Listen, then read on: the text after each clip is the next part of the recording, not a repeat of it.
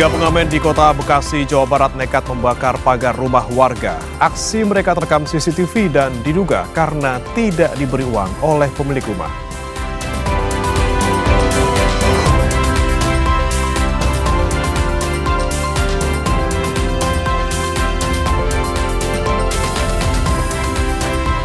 Polisi menetapkan ayah kandung sebagai tersangka atas kasus penganiayaan anak berusia 9 tahun di Batam, Kepulauan Riau. Sebelumnya polisi terlebih dahulu menetapkan ibu tiri korban sebagai tersangka.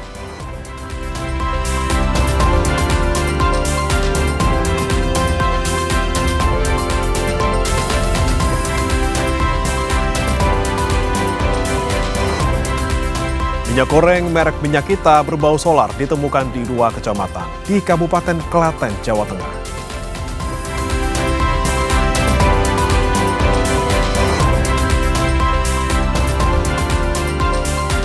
Kapal Gam Sunoro milik Pertamina International Shipping berhasil melintasi Selat Hormuz. Ada sejumlah persyaratan yang wajib dipenuhi agar bisa melintasi Selat Hormuz.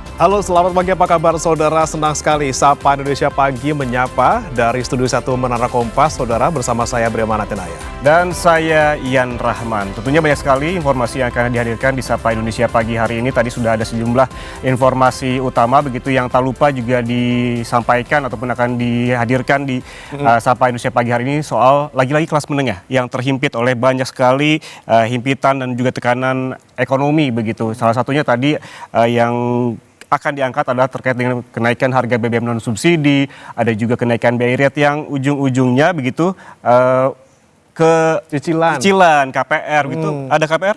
Ada. Udah mulai megap-megap nih.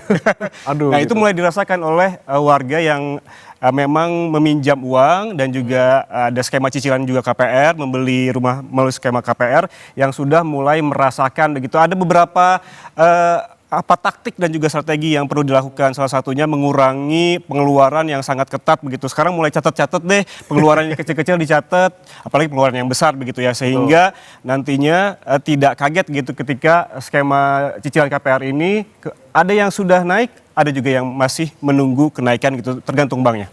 Oke, ada soal cicilan, kemudian soal BBM, ada juga kenaikan yang tidak bisa kita hindari juga karena naik BBM gitu ya. Ada juga soal kenaikan harga-harga bahan pokok, harga-harga kebutuhan, ini rata-rata semuanya naik karena distribusinya pakai BBM pastinya ya, semuanya naik semua, jadi terhimpit dari segala arah, jadi kelas menengah ini semakin terengah-engah. Ngomongin soal stimulus gitu, sudah ada kan keluar di 8 kebijakan stimulus pemerintah nih, 26,34 triliun. Nah, apakah ini kemudian bisa menjadi penolong kelas menengah gitu ya? Karena kalau kita lihat mungkin utamanya ke kelas-kelas bawah gitu. Mungkin kalau ada tiket kereta api, kemudian tiket pesawat, ya apakah itu berpengaruh gitu untuk paling nggak memberikan napas kepada mereka yang lagi nyicil KPR, yang soal BBM ini apakah tepat sasaran? Nah, saudara, memang nanti akan kami bahas gitu ya soal bagaimana kelas menengah yang semakin terengah-engah ini nanti di segmen Kompas Bisnis. Tapi sebelum ke sana, saudara, kita akan ke informasi pertama dulu di Sapa Indonesia Pagi hari ini, di mana 3 pengamen di kota Bekasi, Jawa Barat nekat membakar rumah warga. Aksi mereka terekam kamera pemantau dan diduga dipicu rasa kesal karena tidak diberi uang oleh pemilik rumah.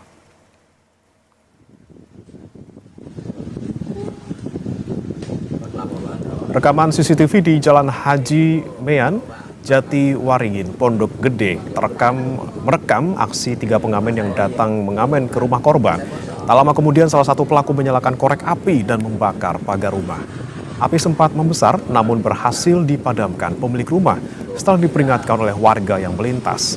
Akibat kejadian ini, bagian pagar berbahan plastik mengalami kerusakan. Menurut Ketua RT, para pelaku merupakan pengamen yang sering berkeliling di lingkungan tersebut. Kasus ini ditangani Polsek Pondok Gede dan Polres Metro Bekasi Kota.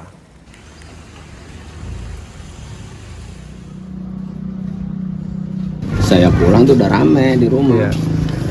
Suruh lihat CCTV, nah, CCTV kebetulan ada di saya.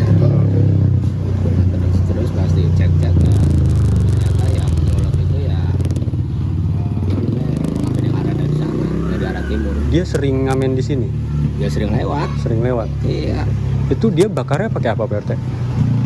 Korek Iya. atau dia bawa Korek. Saudara, seorang perempuan ASN ditemukan meninggal di dalam mobil dinas milik pemerintah Kabupaten Bangkalan di area parkir Terminal 1 Bandara Internasional Juanda Sidoarjo, Jawa Timur. Korban diduga sudah meninggal sekitar 2 hingga 3 hari lamanya.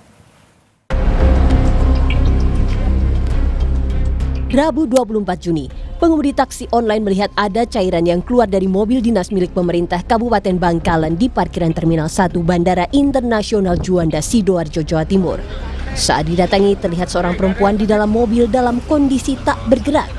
Petugas Bandara Juanda bersama polisi melakukan pemeriksaan awal dan langsung melakukan olah tempat kejadian perkara, memeriksa sejumlah saksi, serta mengamankan barang bukti. Proses evakuasi korban yang dilakukan tim Basarnas Surabaya membutuhkan waktu lama karena harus dilakukan secara hati-hati. Korban kemudian dibawa ke Rumah Sakit Bayangkara Porong untuk proses identifikasi. Korban diketahui berinisial RYS, ASN Dinas Perumahan Rakyat dan Kawasan Permukiman Kabupaten Bangkalan. Menurut tim forensik, ditemukan luka di area telinga, diduga akibat benda tumpul. Tim juga membantah dugaan korban dalam kondisi hamil. Diperkirakan korban telah meninggal lebih dari 2 hari sebelum ditemukan. Ini sampelnya kita kirim ke lapor Surabaya, ya. Kemudian ada pemeriksaan pada swab vagina menunjukkan hasil tidak ditemukan sperma. Terima kasih terkait dugaan perut yang membesar. Setelah diadakan pemeriksaan dalam, ternyata korban dinyatakan tidak hamil. Setelah disemayamkan di rumah duka di Perumda Bangkalan, jenazah RYS dimakamkan di pemakaman umum setempat Kamis pagi. Duka keluarga mengiringi kepergian korban di peristirahatan terakhir setelah sebelumnya disolatkan. Kuasa hukum keluarga korban menyebut sedang menyelidiki seseorang yang tertangkap kamera CCTV keluar dari mobil korban. Di dalam mobil itu tetap berdasarkan hasil CCTV dan perkembangan terbaru itu tetap 1 orang. Jadi yang di kursi pengemudi itu 1 orang, sampai diikuti ke tempat parkir yang keluar hanya 1 orang. Informasinya begitu, 1 orang, dan tidak ada orang lain yang keluar sampai kemudian ditemukan. Kemudian orang tersebut berpindah ke kendaraan lain, berpindah ke kendaraan umum. Nah, kemana masih terus ditelusuri. Pihak keluarga masih menunggu hasil otopsi resmi dari rumah sakit. Tim Liputan, Kompas TV. Rumah terduga pelaku pencabulan di Kota Makassar, Sulawesi Selatan digerebek oleh warga. Terduga pelaku langsung dievakuasi polisi agar tidak menjadi korban amukan warga. Warga mengepung rumah seorang pemuda usai dilaporkan terkait dugaan pencabulan terhadap anak di bawah umur di Mariso, Makassar, Sulawesi Selatan. Polisi yang tiba di lokasi langsung mengevakuasi terduga pelaku menghindari amukan warga. Untuk pemeriksaan lebih lanjut, terduga pelaku diserahkan ke unit PPA Polrestabes Makassar.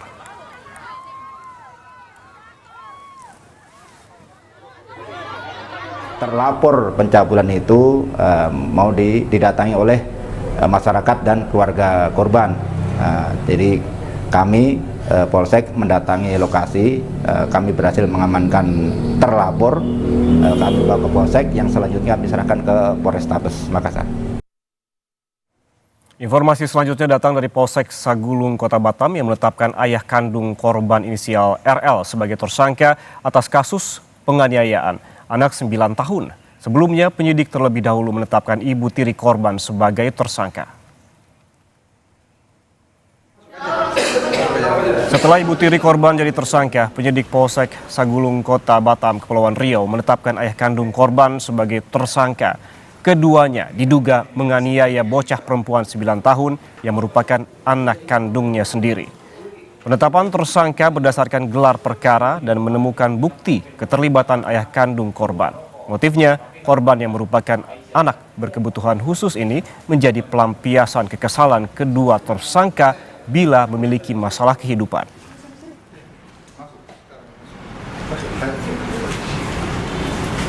melaksanakan gelar, kita tetapkan ayahnya sebagai tersangka dan langsung kita lakukan penahanan di rutan Polsek Sebulu. Motifnya hampir sama dengan ibunya, karena si korban ketika dimintai bantuan, ketika disampaikan untuk menolong ibunya, anaknya ini sering tidak mengindahkan permintaan orang tuanya. Jadi dari sana orang tuanya kesal. Kita dalami sekarang, ternyata dia mengetahui, jadi ayahnya ini meminta bantuan kepada komunitas driver online untuk membawa anaknya berobat. Setelah dilakukan pengecekan di Polsek Batu Haji, ayahnya menyampaikan dia tidak tahu kalau si istri telah melakukan penganiayaan terhadap anaknya. Saudara, seorang pekerja bangunan di Maros, Sulawesi Selatan terjepit talang air beton yang ambruk. Proses evakuasi berlangsung dramatis. Seorang pekerja bangunan terjepit talang air beton yang ambruk di sebuah rumah di Dusun Manggepan, Maros, Sulawesi Selatan. Saat itu korban yang tengah berada di dalam rumah tak menduga talang beton tiba-tiba ambruk dan menimpa dirinya. Petugas damkar yang datang untuk melakukan evakuasi menemukan korban dalam kondisi terimpit beton. Agar tidak memperburuk cedera korban, upaya penyelamatan pun dilakukan dengan hati-hati. Korban akhirnya berhasil dievakuasi petugas damkar kurang dari 1 jam. Di mana yang bersangkutan mengalami insiden dan terjepit antar talang beton bangunan. Kesulitan yang dihadapi oleh anggota pada saat melakukan evakuasi karena jarak antar beton itu begitu sempit sehingga anggota memerlukan membongkar beton yang menghalangi sehingga ada ruang bagi anggota untuk menarik keluar, selanjutnya mengevakuasi korban, dan alhamdulillah korban dapat dievakuasi dengan selamat. Usai dievakuasi, korban kemudian langsung dibawa ke puskesmas terdekat untuk mendapatkan penanganan medis. Aziz Hamid, Kompas TV Maros, Sulawesi Selatan.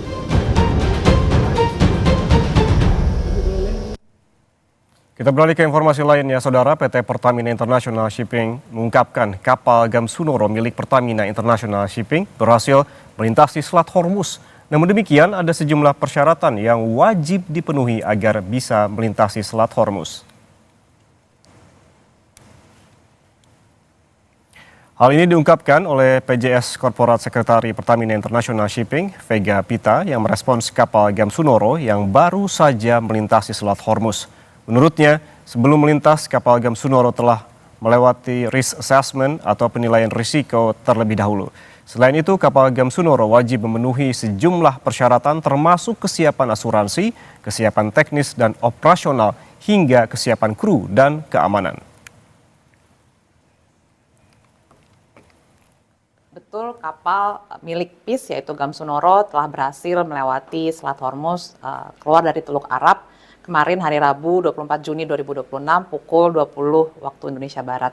Kami mengucapkan terima kasih atas doa dan dukungan masyarakat Indonesia sekalian dan juga kepada pemerintah Indonesia, khususnya Kementerian Luar Negeri dan juga Kedutaan Besar Republik Indonesia di Teheran, Iran.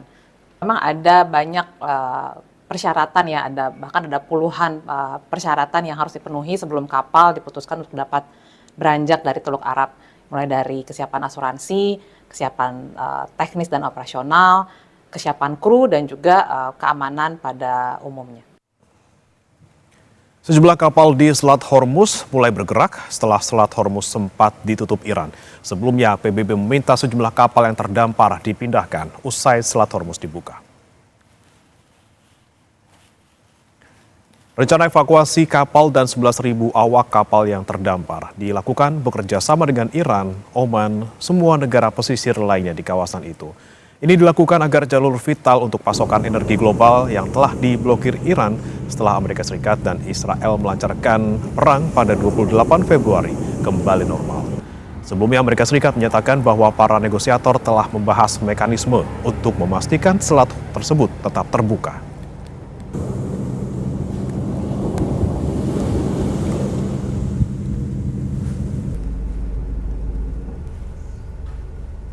Minyak goreng merek Minyak Kita berbau solar ditemukan di 2 kecamatan di Kabupaten Klaten, Jawa Tengah. Informasi lengkapnya kami hadirkan seusai jeda, tetaplah bersama kami di Sapa Indonesia Pagi.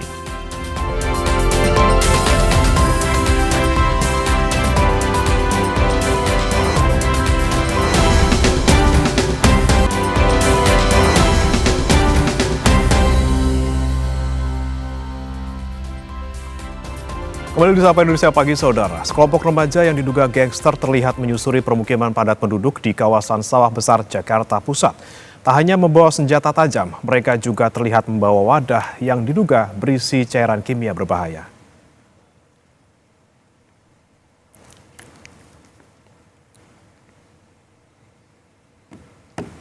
Menggunakan sepeda motor, segerombolan remaja menyusuri sejumlah ruas jalan di kawasan permukiman padat penduduk di Sawah Besar, Jakarta Pusat. Mereka juga terlihat berjalan kaki sambil menenteng senjata tajam, serta jerigen yang diduga untuk menyiramkan cairan kimia berbahaya. Menurut salah seorang pedagang, gerombolan remaja ini juga berteriak untuk memancing warga.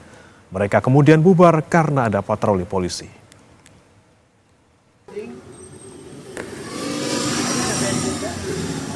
Kerumunan motor sebagian jalan kaki, langsung masuk nyerang gitu ke dalam. Sebagian ada, sebagian keluar. Iya, namanya gabungan Pak. Jadi nggak tahu lah. Terus nggak lama ada dari anggota patroli datang. Ya dia langsung bubar. Yang Mas lihat tuh remaja atau udah tua-tua? Semua remaja. Semua remaja. Minyak Kita berbau solar ditemukan di 2 kecamatan di Kabupaten Klaten, Jawa Tengah. Warga di sejumlah desa di Klaten mendapati bantuan minyak goreng bantuan dari pemerintah tak layak pakai karena berbau solar. Kali ini Minyak Kita tak seperti biasanya karena bau yang sangat menyengat tidak mungkin dipakai. Warga kemudian mengembalikan Minyak Kita dan diganti dengan produk yang baru.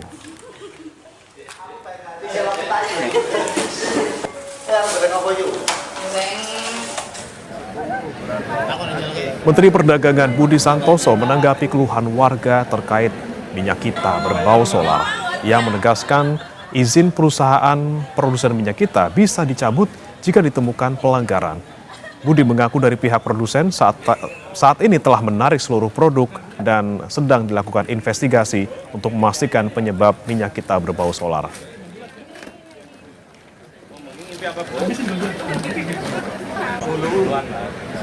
Karanganyar semuanya sudah ditarik oleh PT KMR dan kita terus melakukan investigasi. Kalau memang melanggar aturan ya bisa perusahaannya izinnya dicabut. Nah nanti kalau memang ada temuan lain secara pidana ya semua diproses ya. Semua diproses sesuai aturan. Kalau dugaan sementara apa Pak itu yang saya belum berani ini tapi kan sekarang lagi dibawa ke lab ya, masih di oke ya. Ratusan warga Kelurahan Tegal Gede, Karanganyar, Jawa Tengah mengembalikan bantuan pangan gratis minyak goreng jenis Minyak Kita dari pemerintah. Dalam bantuan yang disalurkan 17 Juni lalu itu, warga menerima 4 liter minyak goreng dan 20 kg beras. Namun, saat minyak goreng digunakan, warga mengeluhkan bau menyengat. Rasanya pun aneh dan pahit di tenggorokan. Ban goreng kerupuk itu. Oh ya, terus gimana Bu rasanya? Rasanya nggak enak. Oh, nggak enak ya. Tapi sempat dimakan? Iya. Oh, tapi nggak apa-apa Bu ya? Ya, lalu dibuang langsung. Dibuang langsung ya? Kan nggak enak. Oh ya ya. Terus langsung dikembalikan ke kelurahan sini Bu? Iya. Semuanya? Minyak tanah sama solar. Oh, baunya kayak minyak tanah kayak mangkonyar ya? Oh, sempat dibuat untuk goreng apa Pak? Telur. Oh, gulang telur. Setelah berbau itu tidak jadi dimasak lagi Pak ya? Belakangan, Minyak Kita yang diterima warga di Karanganyar ditarik melalui kantor kelurahan masing-masing dan diganti dengan Minyak Kita yang baru. Dan kami koordinasi dengan dinas terkait untuk didistribusikan untuk dikembalikan, untuk ditukar. Ternyata alhamdulillah hari ini sudah ditukar. Yang lebih baik, insya Allah bermanfaat bagi warga kami Surga Gede. Untuk mengetahui ada atau tidaknya pencemaran pada minyak goreng yang disalurkan, sampel produk minyak goreng akan diteliti di laboratorium. Nugroho Yuliawan, Kompas TV Karanganyar, Jawa Tengah. Kesorotan lainnya, Saudara, Ketua Dewan Ekonomi Nasional Luhut Binsar Panjaitan menilai polemik pelaksanaan program makan bergizi gratis terjadi akibat tak ada perencanaan matang. Namun Luhut optimistis pelaksanaan MBG akan lebih baik ke depan.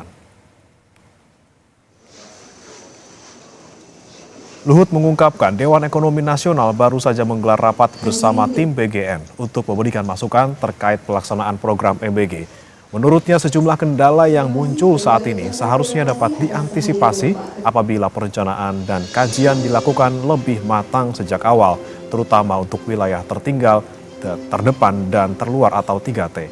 Luhut juga menilai pelaksanaan MBG terus menunjukkan perbaikan. Ia optimistis dalam 1 tahun ke depan, program ini akan berjalan lebih baik seiring berbagai penyempurnaan yang dilakukan. Selanjutnya akan dilaksanakan sesi foto bersama untuk para fotografer. Habis waktu bertengkar sesama kita yang sebenarnya tidak perlu terjadi kalau dari awal perencanaannya, studinya dilakukan dengan proper.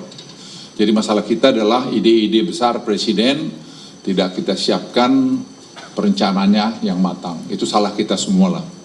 Tadi tim dari DEN juga tadi malam diskusi sampai jam berapa itu dengan MBG, dengan Ibu Sari CS, dengan Trenggono. Kita diberikan masukan-masukan. Karena ini sudah kejadian, nggak bisa dipotong begitu aja. Karena tadi apa gitu. Karena 3T yang dibilang itu ternyata banyak yang nggak benar. Padahal sudah keluar uangnya. Jadi bagaimana ini? Ya kalau mau diributin kan repot. Jadi kita harus selalu berpikir cari solusi yang terbaik. Sementara itu, Kejaksaan Agung memastikan ribuan motor listrik milik Badan Gizi Nasional atau BGN yang telah disegel dalam penyidikan dugaan korupsi program makan bergizi gratis tetap dapat didistribusikan. Meski berstatus disegel, motor listrik tersebut tidak disita dan tetap dapat dimanfaatkan untuk mendukung operasional program BGN. Hal ini disampaikan Direktur Penyidikan Jaksa Agung Muda Pidana Khusus Kejaksaan Agung Syarif Sulaiman Nahdi pada Selasa kemarin. Syarif bilang penyegelan dilakukan di 2 lokasi penyimpanan dengan total sekitar 17.600 unit motor listrik.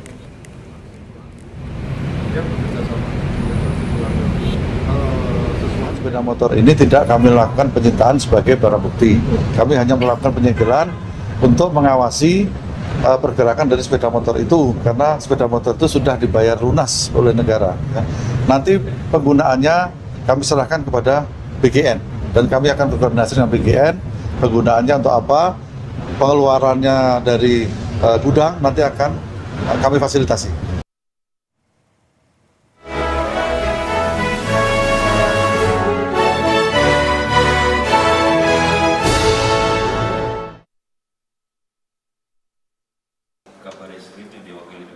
6 bulan setelah resmi berlaku, implementasi Kitab Undang-Undang Hukum Pidana atau KUHP dan Kitab Undang-Undang Hukum Acara Pidana atau KUHAP baru menjadi momentum evaluasi bagi penegakan hukum di Indonesia. Hal ini disampaikan Ketua Mahkamah Agung Sunarto dalam diskusi refleksi semester pertama implementasi KUHP dan KUHAP di Universitas Al-Azhar Indonesia pada Rabu 24 Juni 2026. Sunarto menilai KUHP dan KUHAP baru menandai perubahan paradigma penegakan hukum pidana di Indonesia. Pendekatan yang sebelumnya berpusat pada penghukuman, kini diarahkan pada pemulihan, keadilan sosial, dan kemanfaatan bagi masyarakat. Hal ini tercermin melalui berbagai ketentuan baru seperti pemaafan hakim, pidana pengawasan, dan pidana kerja sosial. Dengan demikian, kebijakan pemidanaan dalam KUHP ini menempatkan hukum sebagai sarana untuk menghasilkan manfaat sosial yang lebih besar sekaligus berperan dalam efektivitas efisiensi penggunaan sumber daya manusia.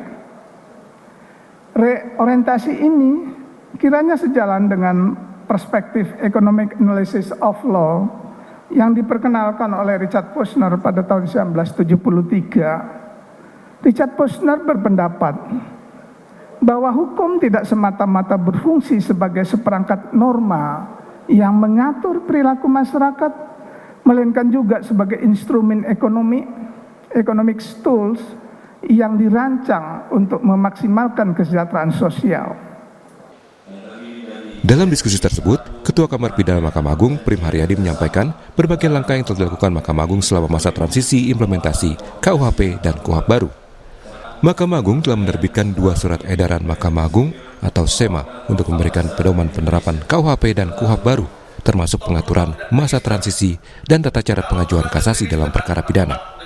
Selain itu, Mahkamah Agung juga tengah menyiapkan peraturan terkait putusan pemaafan hakim sebagaimana diamanatkan dalam KUHP baru.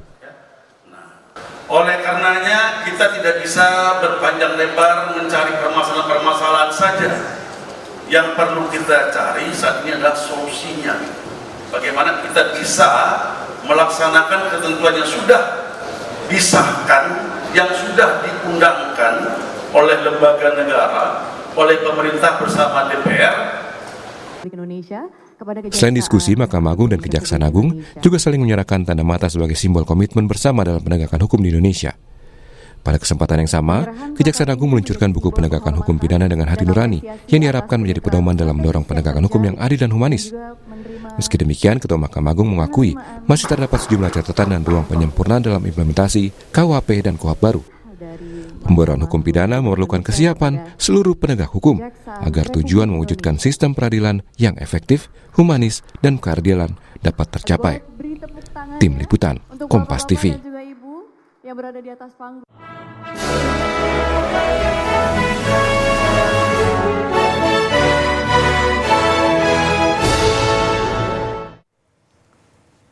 Kapal Gamsunoro milik Pertamina International Shipping berhasil melintasi Selat Hormuz. Ada sejumlah persyaratan yang wajib dipenuhi agar bisa melintasi selat ini. Operasi besar-besaran di Selat Hormuz pun akan dilakukan untuk menyelamatkan ribuan orang. Kami akan ulas soal ini, saudara, bersama dengan dua narasumber usai jeda berikut ini.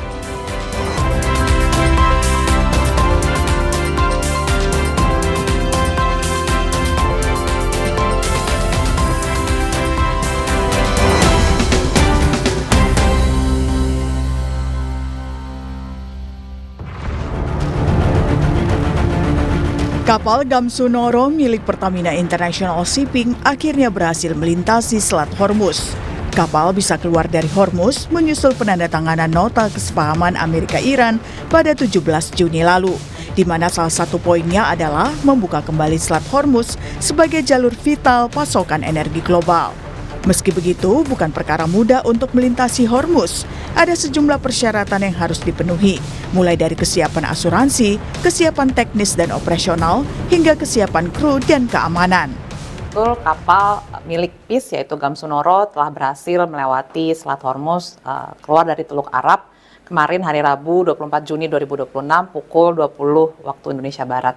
Kami mengucapkan terima kasih atas doa dan dukungan masyarakat Indonesia sekalian dan juga kepada pemerintah Indonesia, khususnya Kementerian Luar Negeri dan juga Kedutaan Besar Republik Indonesia di Teheran, Iran. Memang ada banyak persyaratan ya, bahkan ada puluhan persyaratan yang harus dipenuhi sebelum kapal diputuskan untuk dapat beranjak dari Teluk Arab, mulai dari kesiapan asuransi, kesiapan teknis dan operasional, kesiapan kru dan juga keamanan pada umumnya. Sementara itu, menyusul dibukanya kembali Selat Hormuz, Organisasi Maritim Internasional (IMO) akan meluncurkan operasi besar-besaran untuk mengevakuasi lebih dari 11.000 pelaut yang terdampar di selat itu selama Perang Amerika-Iran. Juru bicara Sekretaris Jenderal PBB Stefan Dujarric mengatakan, operasi itu dilakukan bekerja sama dengan sejumlah negara setelah IMO memperoleh jaminan keselamatan dan memastikan kondisi navigasi yang aman. Langkah ini diambil untuk mengurangi dampak kemanusiaan dari konflik Amerika-Iran yang telah memicu gangguan pelayaran selama berbulan-bulan, menyebabkan sedikitnya 14 pelaut tewas dalam 46 serangan terhadap kapal di Selat Hormuz.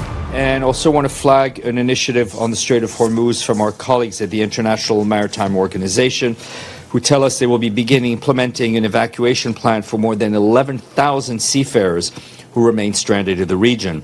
The large-scale operation will be carried out in close cooperation with Iran, Oman, and all other coastal states in the region, as well as the United States and the maritime industry. The IMO Secretary General, Arsenio Dominguez, said IMO secured the necessary safety guarantees and thoroughly verified the conditions for safe navigation to support these operations. The operation marks a significant step towards alleviating the humanitarian impact of the crisis on thousands of seafarers who've endured months of uncertainty, months of unrestricted movements, and mounting welfare concerns. Bantuan juga datang dari Italia yang menyebut siap membantu pembukaan Selat Hormuz untuk navigasi. Perdana Menteri Italia bilang langkah ini dilakukan agar jalur vital untuk pasokan energi global kembali normal. La firma del memorandum d'intesa tra Stati Uniti e Iran è per tutti chiaramente un segnale molto positivo, ma siamo consapevoli di quanto il contesto resti precario, di quanto sia necessario contribuire, compiere ogni sforzo per consolidare il quadro. Restano centrali chiaramente il dossier nucleare, la stabilità regionale e la sicurezza delle rotte marittime internazionali con annessa libertà di navigazione, quindi stretto di Hormuz, una priorità strategica per tutti. Su questo l'Italia ha già offerto la propria disponibilità a dare una mano, ferme restando ovviamente le autorizzazioni che nel caso sarebbero necessarie.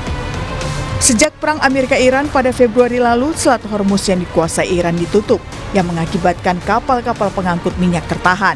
Selat Hormuz penting bagi dunia karena merupakan urat nadi pelintasan kapal yang membawa pasokan minyak mentah dan gas dari negara Timur Tengah ke berbagai negara di dunia. Berbagai upaya perundingan dilakukan Amerika-Iran, diantaranya di Pakistan, dan terakhir di Swiss sebagai upaya negosiasi menyusul ditandatanganinya nota kesepahaman antara kedua negara pada 17 Juni lalu.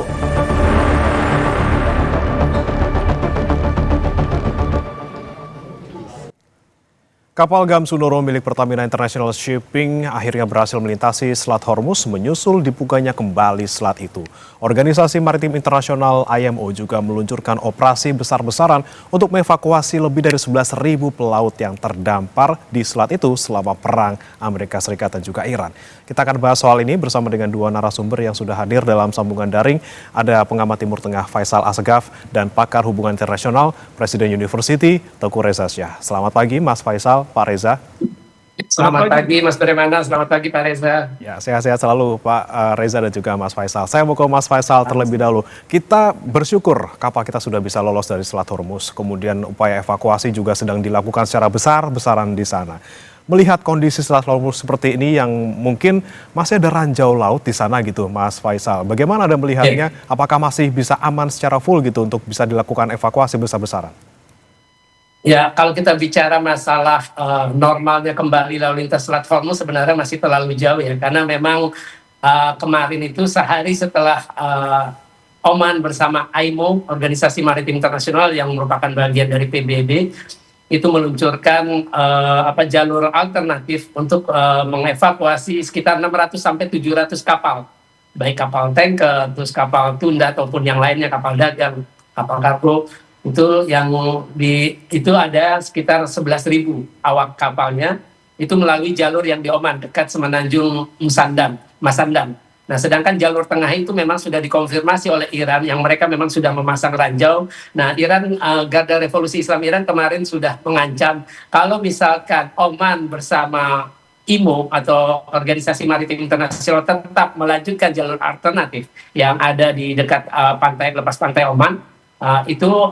Garda Revolusi Islam Iran, Angkatan Lautnya mengancam akan menyerang kapal manapun yang mau melintas masuk ataupun keluar dari Selat Hormuz. Jadi ancaman itu sudah dikemukakan, sudah disampaikan ke semua kapal melalui radio VHF channel 16. Itu sudah diberi peringatan semua kapal kalau memang ikut dengan jalur alternatif yang disepakati oleh Oman dengan IMO, maka itu bisa jadi ancaman serangan dari Iran. Nah, kalau saya melihat begini, saya melihatnya Oman seperti mengkhianati Iran. Karena kalau dalam klausul kelima dari 14 poin di nota kesepahaman Amerika dengan Iran, itu kan akan dibahas bareng-bareng antara Iran dengan Oman mengenai administrasi lalu lintas maritim di Selat Hormuz.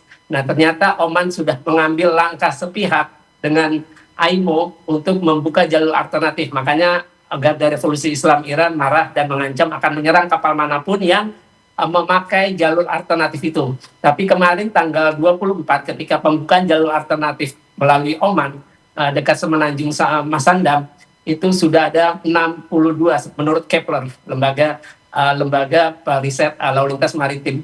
Itu ada 62 kapal yang lalu lintas, 21 kapal yang masuk ke Selat Hormuz, dan 41 kapal yang keluar dari Selat Hormuz. Jadi saya kira kita masih melihat ketegangan dengan adanya ancaman dari Garda Revolusi Islam Iran yang ingin menyerang kapal-kapal yang melalui jalur alternatif yang dibuat oleh Oman dengan AIMO. Oke, ketegangan masih terjadi di Selat Hormuz, tidak hanya mungkin karena ada ranjau laut di sana, tapi juga antara Iran dan juga Oman ini sepertinya belum terlalu sepakat soal bagaimana cara evakuasi ataupun jalur evakuasinya. Pak Reza, kalau Anda melihatnya, apa yang kemudian harus disiapkan negara-negara yang akan ataupun ingin mengevakuasi kapal-kapal mereka dari sana?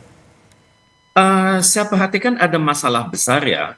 Pertama masalah risiko keamanan, kedua masalah asuransi. Dua hal ini adalah dua sisi mata uang. Kita nggak bisa memisahkan keamanan dengan ekonomi. Karena walaupun Hormuz ini terlihat aman, tapi kan yang namanya suasana kebatinan angkatan bersenjata kedua negara, AS dan Iran itu masih tinggi. Mereka masih nggak percaya begitu. Jadi untuk itu rasa high risk ya, keamanan itu sangat tinggi, dan itu kita bisa lihat dari statement perusahaan-perusahaan besar seperti Maersk dan MSC. Mereka mengatakan pada kapal-kapal mereka sangat berhati-hati karena dalam hal terjadi sesuatu, target kita selanjutnya adalah berlarinya ke Cape of Hope. Kemudian juga masalah asuransi dari pihak Iran. Karena walaupun perusahaan-perusahaan itu berhubungan dengan asuransi lain, tapi tetap mereka harus berhubungan dengan Islamic Revolutionary Guard Corps atau IRGC agar kapal mereka itu boleh keluar. Karena kalau menurut Iran, kalau keluar masuk Hormuz itu aturannya dikerjakan oleh Persian Gulf Strait Authority atau PGSA. Dan juga memang betul tadi dikatakan oleh Bang Faisal, ada masalah dari naval blokade laut itu dan juga ancaman dari mine threat itu, ancaman bawah laut, di mana kita belum yakin apakah Iran sudah berhasil membersihkan, dan juga apakah angkatan bersenjata dari Inggris, Perancis, Amerika Serikat juga diam-diam melakukan pembersihan atau enggak. Karena ini sangat berbahaya. Kemudian juga ada masalah dengan global supply chain backlog, di mana 1.000 kapal ini kan akan ngantri, dan ngantri ini ibarat keluar masuk tol itu secara bersamaan, dan itu kan harus ada siapa yang mengamankan gitu. Kemudian juga kita perhatikan dunia juga khawatir apakah hari pertama dan hari kedua itu harganya akan tetap aman, karena saya perhatikan harga minyak itu bervariasi. Misalnya kalau kemarin kalau saya merunut pada marketbusiness.com itu harganya ada 71,44 US dollar per barrel. Tapi kalau saya monitor dari BBC pagi ini itu masih 72, US dollar per barrel. Kalau saya cek lagi dari investment.com itu 71,59 US dollar per barrel. Jadi mana harga yang betul ya kita harus hati-hati sekali, dan itu yang membuat perusahaan-perusahaan asuransi dunia itu kadang-kadang gemetar begitu ya. Terus misalnya juga perusahaan asuransi, mereka akan menggunakan metode komunikasi apa dan toll booth apa yang dipakai. Jadi dalam kondisi seperti ini ya wait and see, tapi tetap juga harus ada bottom price untuk harga. Tapi yang paling aktif itu sekarang namanya Lloyd's Market Association ya. Mereka udah mulai keras. Tolong dong Iran dan juga Oman, tolong Anda kasih penjelasan guideline yang terkini gitu. Juga pada saat yang sama Lloyd's Market Association ini juga berhubungan dengan angkatan bersenjata Amerika Serikat. Tolong dong pada saat kami berinteraksi, kinerja di sini, tolong dong Anda jangan ganggu-ganggu. Kita kan sesama sekutu Barat. Tolonglah percaya pada kami, karena kelancaran muatan dari kami juga bermanfaat bagi masyarakat Anda. Nah, jadi hal ini kan membuat negara-negara Barat itu sangat berhati-hati kan. Kemudian memang aturan kalau menyangkut pemulangan 11.000 orang ini nggak main-main. Itu aturannya dalam AIMO, namanya AIMO Evacuation and Transit Scheme. Jadi itu ada tahapan-tahapannya, dan tahap-tahapannya itu memang tidak bisa otomatis. Misalnya 1 jam ini commercial ship, 1 jam lagi tourism ship, nggak bisa. Itu ada aturan main, dan aturan main itu berubah-ubah tergantung situasi keamanan yang ada sekarang. Karena perusahaan-perusahaan besar dan juga AIMO itu tidak mau pola-pola kerja mereka diamati oleh berbagai pihak, sehingga untuk itu memang AIMO mengatakan oke lah kita pakai jalur namanya Northern Route, ada Southern Route, tapi kan belum tentu dibagikan kepada semua kapal, karena kalau sampai terbaca oleh pihak-pihak tertentu itu bisa juga digunakan sebagai informasi intelijen. Jadi kita masih berhadapan dengan suasana kehati-hatian yang sangat tinggi. Tapi syukur 2 kapal kita sudah lolos, tapi semoga menjadi pelajaran bagi kita bahwa tentunya ada alasan-alasan kenapa kapal kita itu bisa tertahan 100 hari lebih di sana. Tentunya kan ini biayanya akan luar biasa. Mohon pemerintah Indonesia juga mawas diri. Kita pelajari apakah ada masalah diplomatik, apakah ada masalah ekonomi, apakah ada masalah keamanan antara kita dengan Iran, sehingga kapal kita kok lolosnya belakangan, tapi kapal-kapal tetangga ASEAN lain lolos lebih cepat. Demikian. Oke, baik, tadi perlu guideline terkini dari Iran dan juga Oman bagaimana memastikan kapal-kapal dari Selat Hormuz ini bisa lolos dengan aman seperti itu ya, dan juga bagaimana negara berhati-hati bagaimana untuk bisa mengeluarkan kapalnya dari selat tersebut. Saya kembali ke Mas Faisal, soal lalu lintas kapal kita masih hati-hati, kita masih wait and see, tapi bagaimana dengan yang sudah terjadi? Misalnya ada 14 pelaut yang dicatat meninggal selama ada konflik dan juga serangan di Selat Hormuz. Ini siapa yang bertanggung jawab, Mas Faisal? Ya, kalau kita lihat ini kan perang antara Iran dengan Amerika bukan hanya serangan udara ke daratan atau ke wilayah darat Iran, tapi juga berlangsung di Selat Hormuz. Ini kan bagian dari upaya atau manuver Amerika untuk membuka atau menekan Iran akan membuka paksa Selat Hormuz. Sebenarnya juga memang sudah ada peringatan, memang ada korban yang meninggal akibat serangan dari tembakan kapal Gardar atau rudal dari Garda Revolusi Islam Iran setelah memberi peringatan.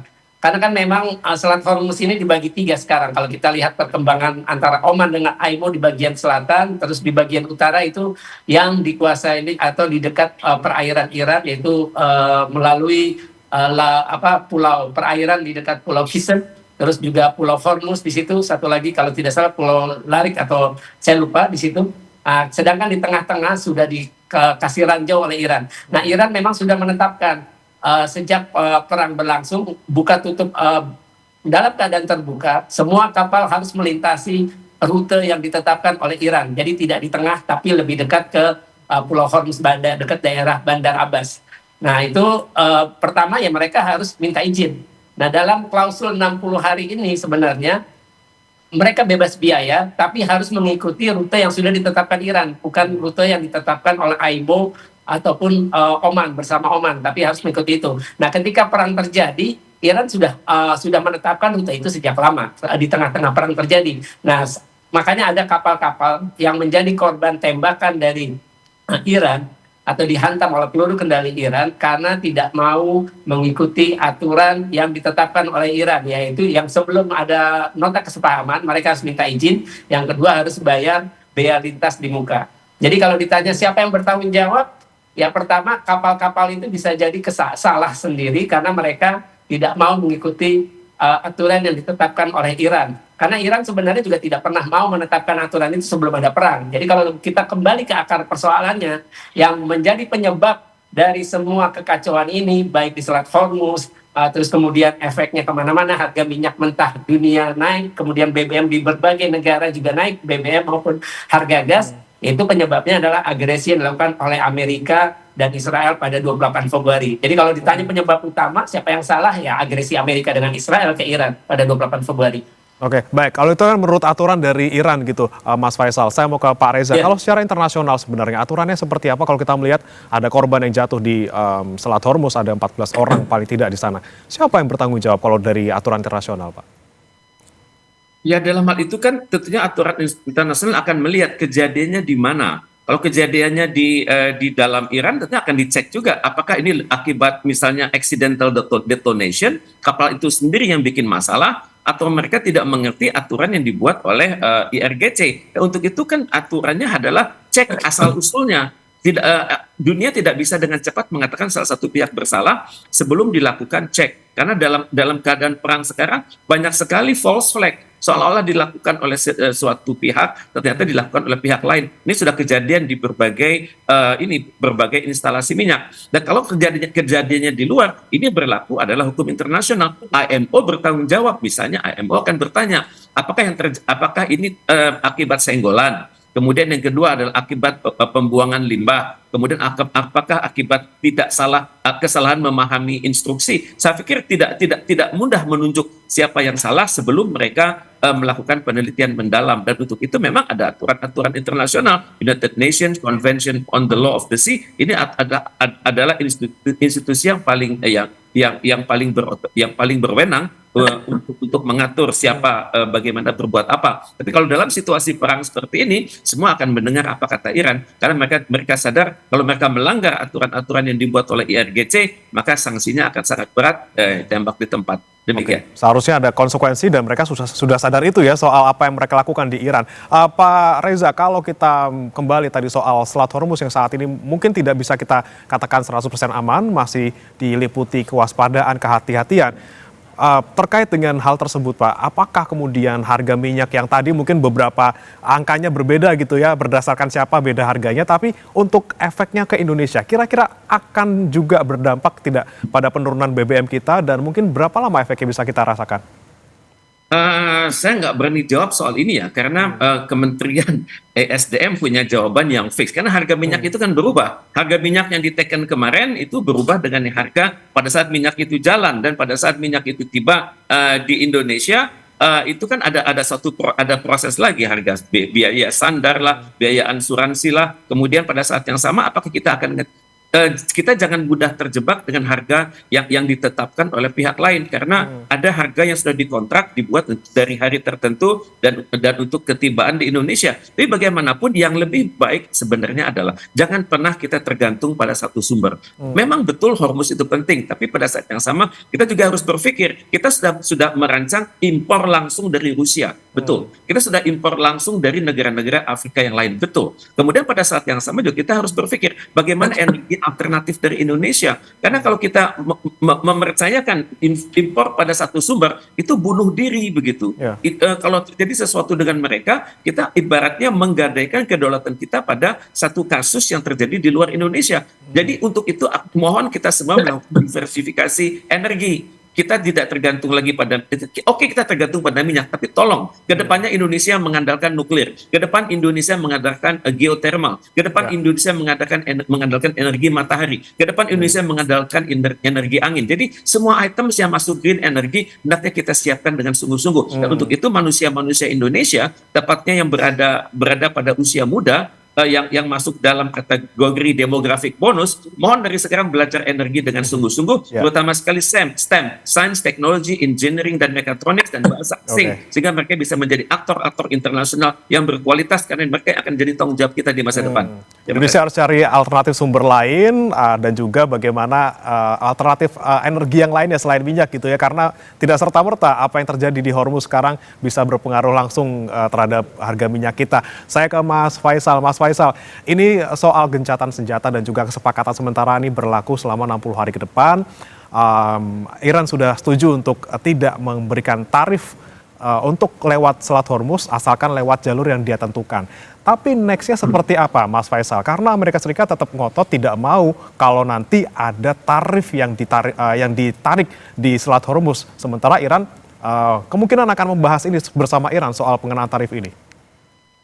Ya memang ada 5 pasal yang memang yang harus segera dilaksanakan ketika penekanan perjanjian, yaitu pasal 1 soal gencatan senjata, pasal 4 soal pencabutan blokade laut yang dilakukan Angkatan Laut Amerika, terus kemudian juga pasal 5 mengenai pembukaan Selat Hormuz tanpa tarif selama 60 hari. Tanpa tarif bukan berarti bisa bebas, tapi harus melalui rute yang sudah ditetapkan oleh Iran dan atas izin Iran. Jadi bukan sekedar melewati rute, kalau tidak diizinkan oleh Iran ya tidak bisa lewat. Kemudian pasal 10 soal, kalau tidak salah, soal pencabutan sanksi, pasal 11 soal pencairan aset. Ini 4 pasal 5, 1, 4, 5, 10, 11, 5 pasal ini sebenarnya harus segera diimplementasikan pada saat nota kesepahaman ditandatangani. Tapi kita lihat itu masih belum sempurna, bahkan ada yang belum dilaksanakan. Pasal 1 klausul nomor 1 penghentian perang di semua front termasuk Lebanon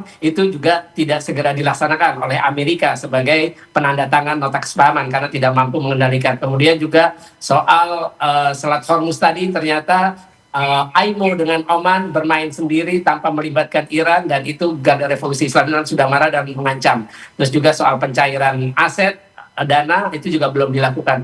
Nah, memang di internal Iran sendiri terjadi perselisihan pemimpin tertinggi tidak suka dengan 14 nota kesepahaman yang memang sebenarnya tidak sesuai dengan perintah dari pemimpin tertinggi Iran Mujtaba Khamenei. Bahkan beberapa anggota parlemen termasuk Mahmoud Nadafian juga mempertanyakan klausul yang harus masalah uranium dipersoalkan, Selat Hormuz juga akhirnya dibuka tanpa bea lintas selama 60 hari. Bisa saja nantinya pemimpin tertinggi Iran melihat bahwa para perunding dan pemerintah Iran tidak bertanggung jawab atas 14 klausul itu, dia bisa saja memveto nota kesepahaman ini dan kembali melanjutkan perang dengan Amerika maupun Israel.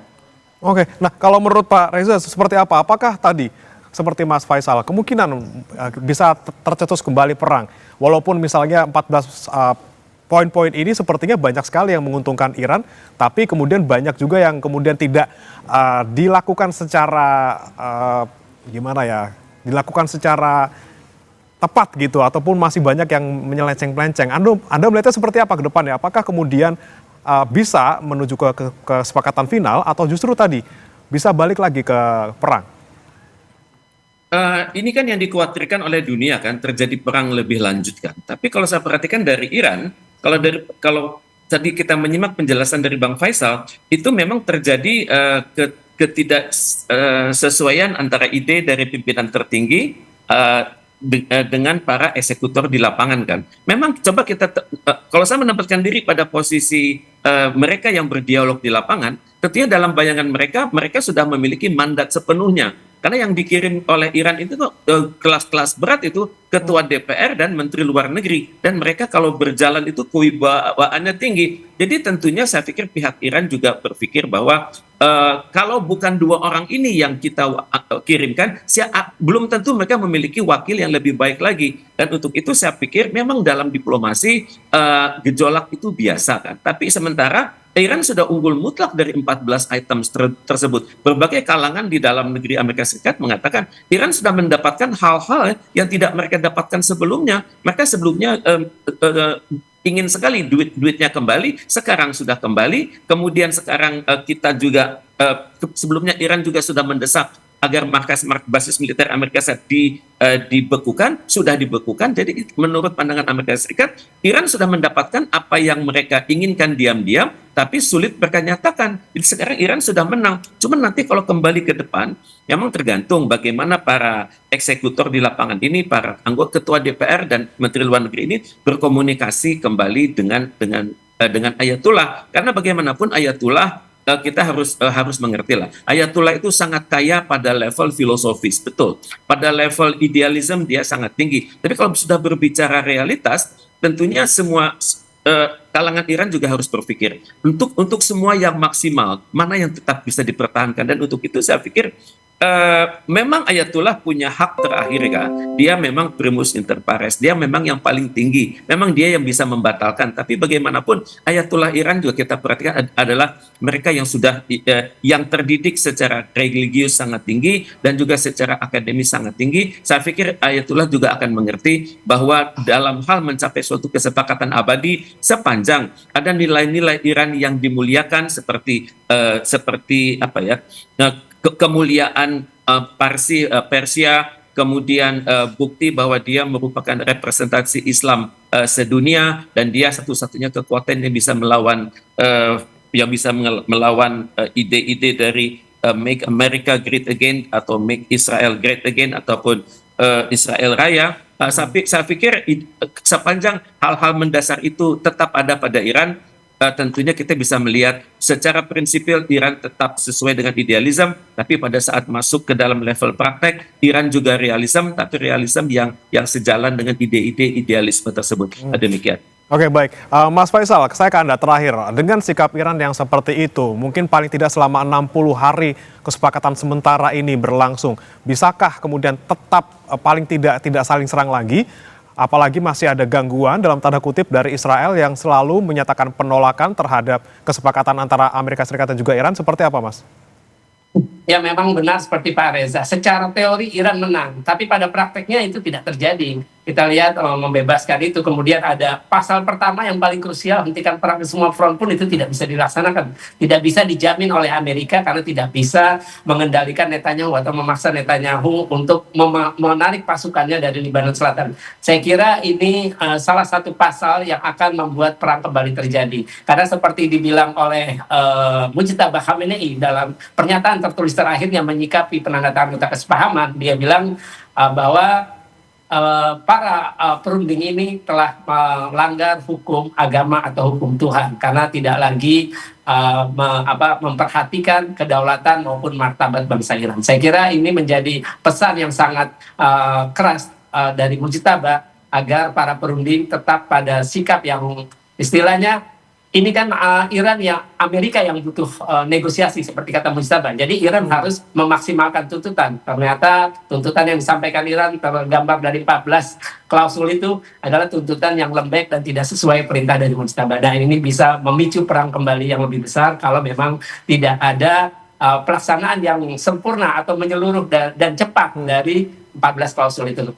Oke, tentunya yang saat ini penting gitu ya Mas Faisal kita cermati dan juga kita nantikan adalah kedua belah pihak sama-sama saling menghormati kesepakatan, kemudian memastikan memenuhi apa yang kemudian sudah disepakati sementara ini paling tidak supaya nanti ketika ada kesepakatan akhir ketika sudah akan lewat 60 hari semuanya bisa sesuai dengan kemauan masing-masing, seluruh pihak mendapatkan apa yang dimau dan juga paling tidak konflik tidak terjadi lagi.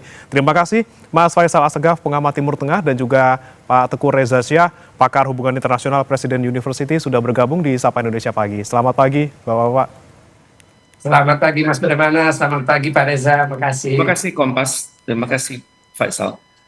Jangan beranjak saudara, Sapa Indonesia Pagi masih akan kembali dengan informasi. Presiden ke-7 Republik Indonesia Joko Widodo pada Jumat pagi berangkat ke Lampung untuk memulai safari keliling Indonesia.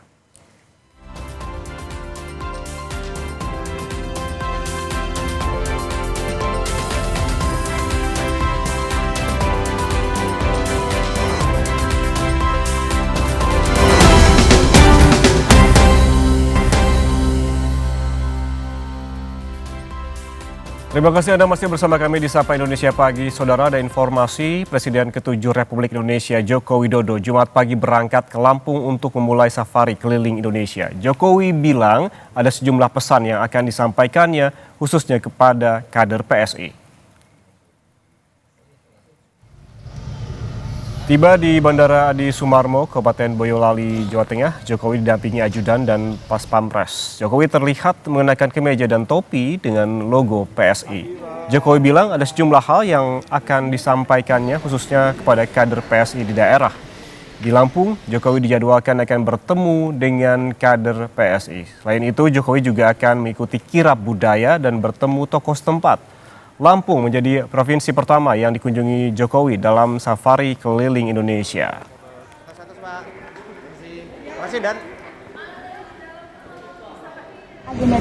Ada rundown acaranya sudah dibuat baik dari relawan, dari PSI semuanya sudah.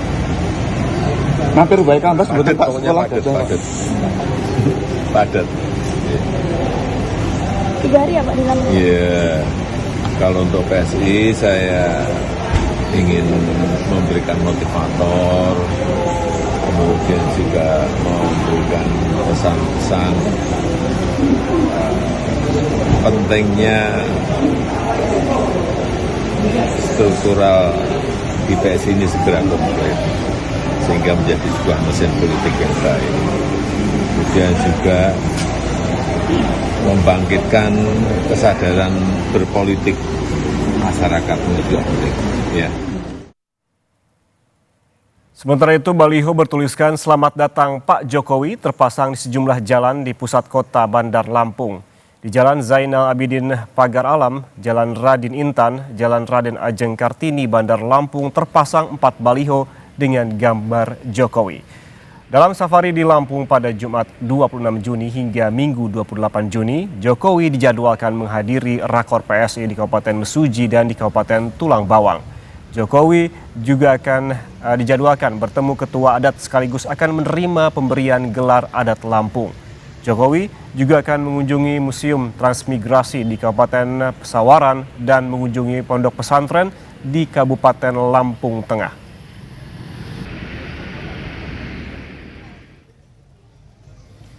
Informasi terkini kunjungan Jokowi akan disampaikan jurnalis Kompas TV, ada Widi Nugroho dari Solo, Jawa Tengah. Selamat pagi Widi, tadi pukul berapa Jokowi berangkat dari Solo dan siapa saja yang ikut? Ya, selamat pagi Yan dan saudara. Pagi tadi Presiden ke-7 Republik Indonesia Joko Widodo sudah meninggalkan Solo untuk pergi ke Lampung. Tepatnya di pukul 7 pagi tadi penerbangan dari Bandara Adi Sumarmo di Boyolali. Dan untuk tujuan pertama safari keliling Indonesia ini, Jokowi akan mengunjungi sejumlah kabupaten kota di Provinsi Lampung. Dan juga tadi kami melihat Jokowi hanya ditemani ajudan dan pas pampres saja. Namun nanti di Lampung dijadwalkan juga akan bertemu sejumlah tokoh termasuk juga Ketua Umum dari PSI yaitu Kaisang Pangarep. Sedangkan dari Solo hanya Jokowi, ajudan dan juga pengawalnya saja yang berangkat melalui Bandara Adi Sumarmo tadi. Ya berarti ajudan dan juga pengawal pribadi begitu ya yang ikut dengan Jokowi menuju ke Lampung dan tadi sudah berangkat dari Solo menuju Jakarta terlebih dahulu pada pukul 7 pagi dan kemudian akan melanjutkan perjalanan menuju ke Lampung. Widi, apakah sudah ada bocoran begitu dimulainya safari politik Jokowi? Apa saja kemudian bocorannya yang akan disampaikan oleh Jokowi di Lampung, terutama di depan kader PSI? Ya, memang sejak awal safari keliling Indonesia, terutama yang pertama ini di Provinsi Lampung, memang dikhususkan untuk PSI.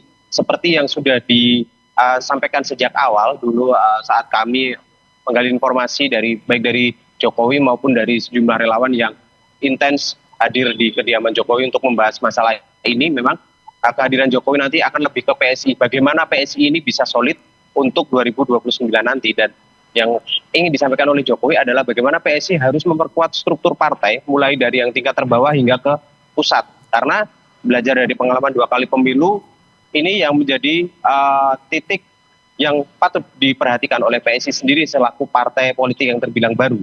Dan Jokowi memahami hal ini dan ingin menyampaikan kepada kader-kader di daerah untuk memperkuat struktur di daerah masing-masing dan juga nanti menumbuhkan kesadaran masyarakat untuk berpolitik. Karena memang selama ini PSI selalu mendapatkan kader-kader yang awalnya belum terjun ke dunia politik sehingga dirasa masih buta akan sistem politik yang ada di Indonesia ini. Dan kehadiran Jokowi ini diharapkan mampu atau bisa menarik warga masyarakat untuk lebih mendalami atau memahami bidang politik di Indonesia ini, terutama nanti apabila mereka tertarik dengan politik dan terjun ke dalamnya, PSI bisa dijadikan salah satu referensi atau salah satu parpol yang bisa dimasuki oleh para pemula di bidang politik ini. Dan Jokowi ingin berpesan itu kepada seluruh kader PSI, terutama bagaimana nanti PSI bisa solid di daerah untuk mempersiapkan diri di 2029 agar pengalaman di 2 pemilu kemarin tidak lagi terulang. Sebagai partai baru, tidak berhasil menembus ke Senayan, di daerah pun tidak semua parlemen di daerah bisa dimasuki oleh PSI. Hanya beberapa daerah saja yang memang itu mempunyai kedekatan kultur dengan tokoh-tokoh yang ada di dalam PSI, termasuk di Solo ini, di mana ada kedekatan dengan Jokowi. PSI bisa memasukkan atau meloloskan 5 nama calegnya ke parlemen di kota Solo. Tapi hal itu tidak boleh terulang lagi di pemilu ke depan. Jadi Jokowi ingin memperkuat PSI dengan motivasi-motivasi yang akan disampaikan nanti sebagai seorang motivator agar PSI memperkuat dari mulai sekarang. 2029 sudah dekat, mesin politik harus mulai dipanaskan sejak sekarang agar nanti tidak terlambat panas pada saatnya. Seperti itu mungkin yang pernah kami gali dari Jokowi dan juga beberapa relawan yang menemui Jokowi di Solo. Ian. Baik, artinya memang kunjungan Joko Widodo ke Lampung ini khusus untuk kader PSI dan sebelumnya juga disebutkan bahwa Jokowi akan mengunjungi dan juga menyapa warga Lampung dan juga ada beberapa kegiatan lainnya. Disebutkan juga bahwa ini kedatangan Jokowi ke Lampung tadi untuk PSI agar solid dalam persaingan nanti di tahun 2029. Terima kasih jurnalis Kompas TV Widi Nugroho atas laporan langsungnya dari Solo, Jawa Tengah. Selamat bertugas.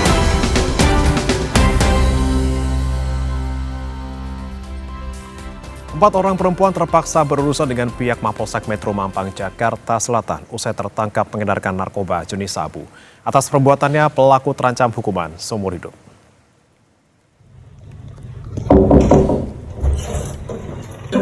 masuk. Tuh. Ini apa ini? Kamu bohong, bro. Barangnya di mana? Awalnya polisi menangkap salah satu pelaku di kawasan Kemang, Jakarta Selatan. Dari hasil pemeriksaan, pelaku mengaku mendapatkan barang haram tersebut dari pelaku lainnya. Berdasarkan keterangan tersebut, polisi menuju salah satu indekos di kawasan Gandaria, Jakarta Selatan untuk melakukan penggeledahan. Hasilnya, 3 pelaku lain ditangkap dan disita sejumlah paket sabu hingga timbangan digital sebagai barang bukti. Polisi menduga masih ada bandar lainnya yang terhubung dengan keempat pelaku.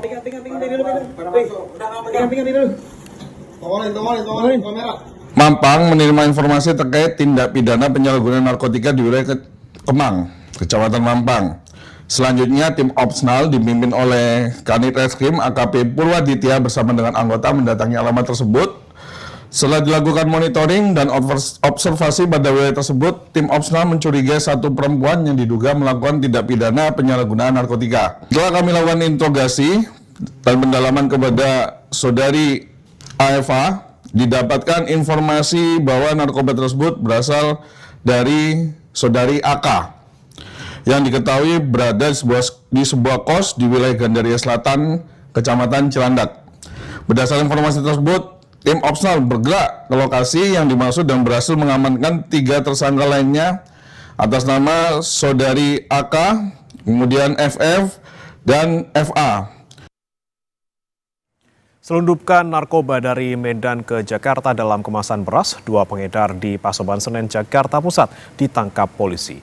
Dari dalam kemasan beras yang dibawa pelaku, polisi menyita 94 pot berisi etomidate dan ratusan butir ekstasi senilai ratusan juta rupiah. Apa itu? 2 pengedar berinisial T dan Y ditangkap polisi usai menyelundupkan narkotika ke dalam kemasan beras dari Medan ke Jakarta. Saat digeledah, polisi menemukan 94 pot berisi cairan etomidate dan ratusan butir ekstasi senilai ratusan juta rupiah yang dikemas dalam beras basmati asal India. Kedua pelaku diduga terkait dalam jaringan narkotika Malaysia. Kini pelaku dan barang bukti berada di Polda Metro Jaya. Kasus peredaran narkoba jenis etomidate sebanyak 94 piece peredaran narkoba etomidate ini dan juga 102 butir narkoba jenis ekstasi di rumah kos di wilayah Paseban, Jakarta Pusat. Modus yang dilakukan terduga pelaku adalah dengan melakukan pengiriman melalui ekspedisi dari wilayah Medan menuju Jakarta dengan disamarkan ke dalam beras India. Adapun kami dapati informasi pelaku berkaitan dengan jaringan asal Malaysia. PT Pertamina Persero terus memperluas akses informasi rekrutmen bagi generasi muda Indonesia.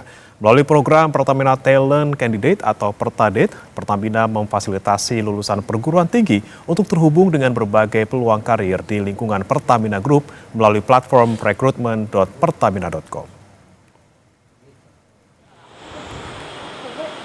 Suasana bursa kerja Undip Grand Career Exhibition 2026 di Gedung Muladi Dome, Universitas Diponegoro, Semarang, Jawa Tengah pada Kamis siang dipadati pencari kerja. Ratusan peserta datang untuk mencari informasi karir dan menjalin koneksi dengan berbagai perusahaan yang berpartisipasi. Ada lebih dari 70 perusahaan dan institusi ikut meramaikan pameran karir ini. Mulai dari sektor perbankan, industri swasta, BUMN, hingga lembaga pendidikan dan sertifikasi. Salah satu booth yang menarik perhatian pengunjung adalah booth PT Pertamina. Sejak pagi hari, booth ini terus didatangi pencari kerja yang ingin mengetahui informasi rekrutmen, program magang, serta peluang pengembangan karir di Pertamina Group. Antusiasme terhadap peluang berkarir di Pertamina juga datang dari para pencari kerja.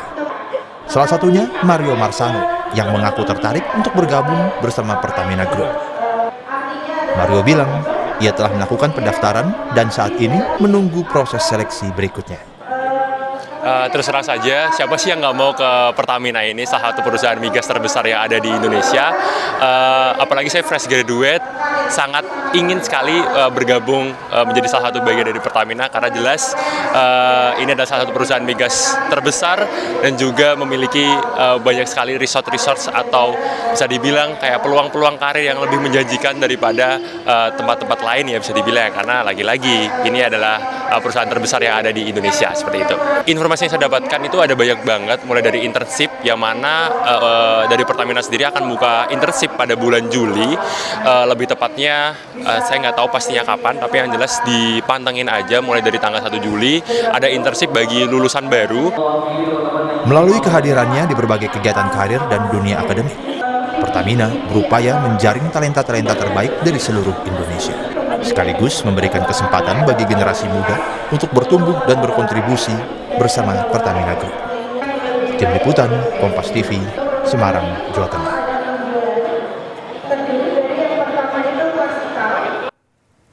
Pemulihan lingkungan, ketahanan pangan hingga pelestarian budaya lokal dinilai tidak lepas dari peran perempuan sebagai penggerak komunitas. Berangkat dari semangat tersebut, Kunscreen Dialog, Forum Ekonomi Restoratif hadir untuk mendorong perempuan agar tidak hanya menjadi penerima manfaat pembangunan, tapi juga sebagai agen perubahan dan pelaku transformasi dalam menentukan arah pembangunan Indonesia ke depan.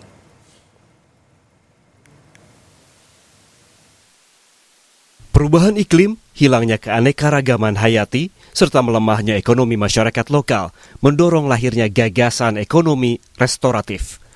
Konsep ini tidak hanya berfokus pada pertumbuhan ekonomi, tetapi juga pemulihan lingkungan, penguatan budaya lokal, dan peningkatan kesejahteraan masyarakat dengan perempuan sebagai penggerak utama perubahan.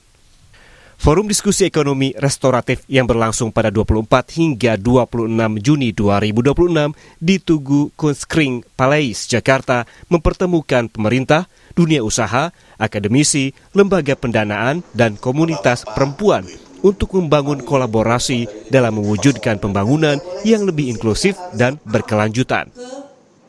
Jadi tujuan kita adalah bagaimana memonetize perempuan ini yang sudah punya kapasitas dengan berkeadilan gender, punya kompetensi, tapi positioningnya di mana. Nah inilah yang sebenarnya kita ingin gali supaya dari 280 juta penduduk Indonesia yang 50% ini adalah perempuan, sepertiganya adalah anak-anak. Ini potensi yang sangat besar, memberikan akses, ruang, tetapi kuncinya adalah ekonomi restoratif, mengembalikan kembali. Penguatan dukungan kebijakan dan kelembagaan dinilai menjadi langkah penting untuk mempercepat pemberdayaan perempuan. Melalui forum seperti ini, para pelaku diharapkan dapat saling berbagi pengalaman, strategi, dan praktik baik yang telah terbukti berhasil sehingga menciptakan gerakan yang terus tumbuh dan berkelanjutan. Tadi juga belajar dari Bamboo Foundation ya yang sudah jalan bertahun-tahun dan berhasil, bahwa katalis salah satunya untuk pemberdayaan perempuan ini bisa sustainable ya bahwa perempuan itu biasanya saling menguatkan. Jadi kekuatannya itu saling menguatkan. Jadi harapannya dengan sering-sering berkumpul seperti gini, sharing idea, sharing good tips, strategi-strategis konkret yang berhasil, ini menjadi seperti snowball yang bergelindir menjadi lebih besar sehingga percepatan pemberdayaan perempuan itu bisa sustain.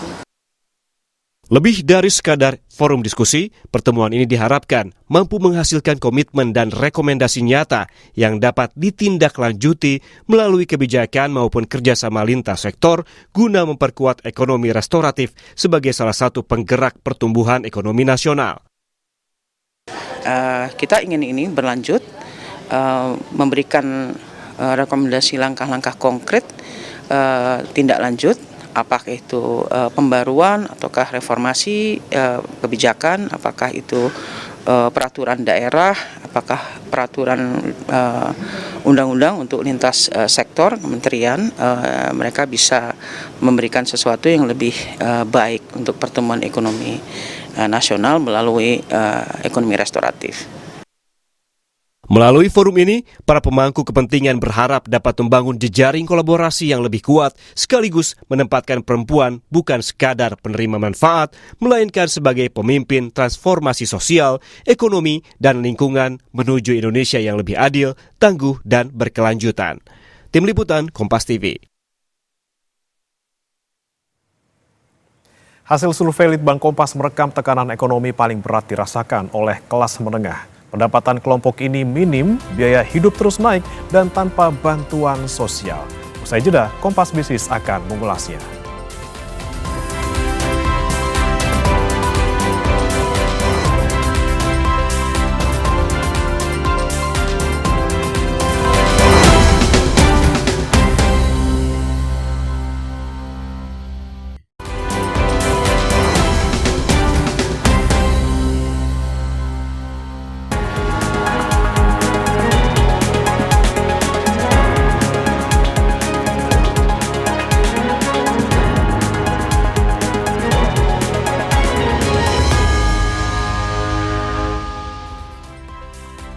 Saudara, saatnya Anda menyaksikan Kompas Bisnis dan ada informasi ini saudara, siapa bilang Pertamax hanya digunakan oleh kelas atas, nyatanya kelas menengah dan rentan miskin justru berkontribusi besar dalam konsumsi Pertamax, termasuk para pengemudi ojek daring yang saat ini harus putar otak di tengah himpitan efek bola salju ekonomi. Pengemudi ojek daring jadi satu pekerjaan dari sekian banyak yang terdampak kenaikan Pertamax. Salah satu pengendara ojol di kota Semarang, Jawa Tengah, Cornelius Surya, merasa dilema. Apakah tetap menggunakan Pertamax dengan harga yang sudah melambung atau beralih ke Pertalite? Sebetulnya, Surya pernah dalam sebulan mencoba menggunakan Pertalite. Namun karena sepeda motor yang digunakan sudah jenis injeksi, justru malah berkerak dan kotor. Sehingga terpaksa ia kembali menggunakan Pertamax. Bukan hanya itu, pengeluaran pengemudi ojol kian membengkak karena naiknya harga berbagai barang kebutuhan hingga oli maupun spare part kendaraan. Oli mesin yang biasa dibeli di harga Rp110.000 kini naik menjadi Rp150.000. Demi menjaga tetap bisa makan, Surya harus menambah jam kerja. Sebenarnya agak berat ya, pengennya itu beralih. Cuma kendaraan saya itu tidak bisa diisi Pertalite. Dulu pernah diisi Pertalite. Zaman 2024 itu 2 bulan nyoba Pertalite, malah habis itu mesinnya berkerak, terus mesin injeksinya berkerak, terus ya pokoknya serba berkerak lah. Akhirnya kan mau tidak mau cuma tetap pakai Pertamax ya. Mensiasatinya itu ya harus rajin cari orderan lebih lama. Ibaratnya yang dulu hanya 4 jam, 5 jam, sekarang mungkin harus ekstra sampai 7 jam ya. Bukan hanya Surya, ada juga Agung Kencana, salah seorang pengemudi ojek daring di Kota Medan, Sumatera Utara. Sebelumnya, Agung masih bisa mengisi motornya dengan bahan bakar Pertamax yang dikenal bersih membuat mesin tetap terjaga. Namun sejak pemerintah menaikkan harga Pertamax, otomatis Agung terpaksa beralih ke Pertalite. Hal ini tentu membuat dirinya was-was terhadap performa mesin motornya. Selain itu, Agung juga merasakan dampak lain kenaikan harga Pertamax, yaitu harga makanan di warung makan yang juga ikut naik.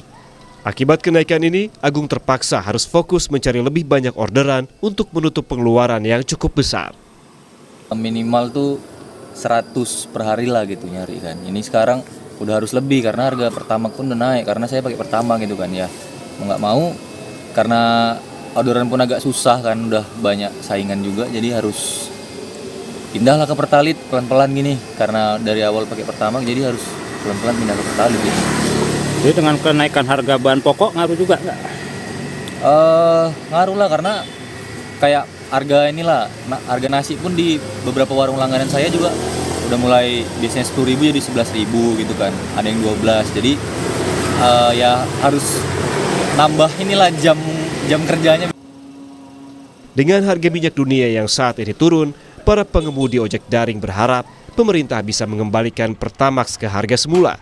Selain memikirkan performa mesin kendaraan mereka, juga mengurangi beban daya beli yang kian berat. Tim Liputan Kompas TV.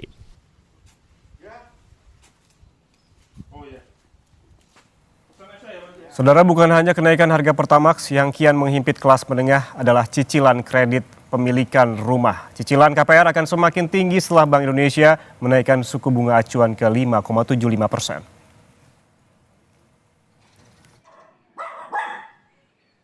Meskipun katanya jadi penggerak roda perekonomian, lagi-lagi kelas menengah terhimpit dari segala penjuru dengan minimnya bantuan sosial. Kini warga yang telah maupun berencana membeli rumah melalui KPR kian resah setelah Bank Indonesia menaikkan suku bunga acuan 3 kali berturut-turut hingga menyentuh 5,75%. Kenaikan BI rate ini mulai dirasakan oleh sejumlah debitur KPR. Salah satunya Bagus Hardi yang bekerja sebagai General Affair dan Building Maintenance di salah satu perusahaan furnitur di kota Surabaya, Jawa Timur. Bagus telah membeli rumah melalui skema KPR sejak tahun 2020 atau sudah memasuki tahun ke-6. Selama menjalani cicilan, ia mengaku sudah 2 kali mengalami kenaikan bunga pinjaman. Menurut Bagus, kenaikan suku bunga membuat beban keuangan keluarganya semakin bertambah. Udah cicilan berapa tahun ini? Udah jalan berapa tahun? Saat ini jalan ke-6. Jalan ke-6 ya? Betul, 6 tahun. 6 tahun ya? 6 tahun. Udah naik berapa kali mas selama 6 tahun ini mas? Waktu itu selama 4 tahun saya bunganya. Selama 4 tahun itu naik. Ya, berapa persen saya kurang paham juga. Oke. Ya. Cicilan pertama berapa? Cicilan pertama waktu itu sekitar 3.600.000. Kalau untuk sekarang berapa ini? Saat ini cicilannya hampir 4,7 juta Pak. 4,7. Ini mengikuti suku bunga ya? Iya betul. Untuk menyiasati kenaikan cicilan KPR, banyak warga memilih lebih hemat dengan mengurangi pengeluaran.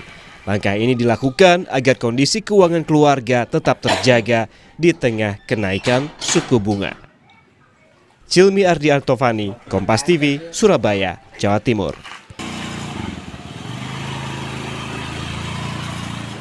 Hasil survei Litbang Kompas merekam tekanan ekonomi paling berat dirasakan oleh kelas menengah. Pendapatan kelompok ini minim, biaya hidup terus naik, dan juga tanpa bantuan sosial.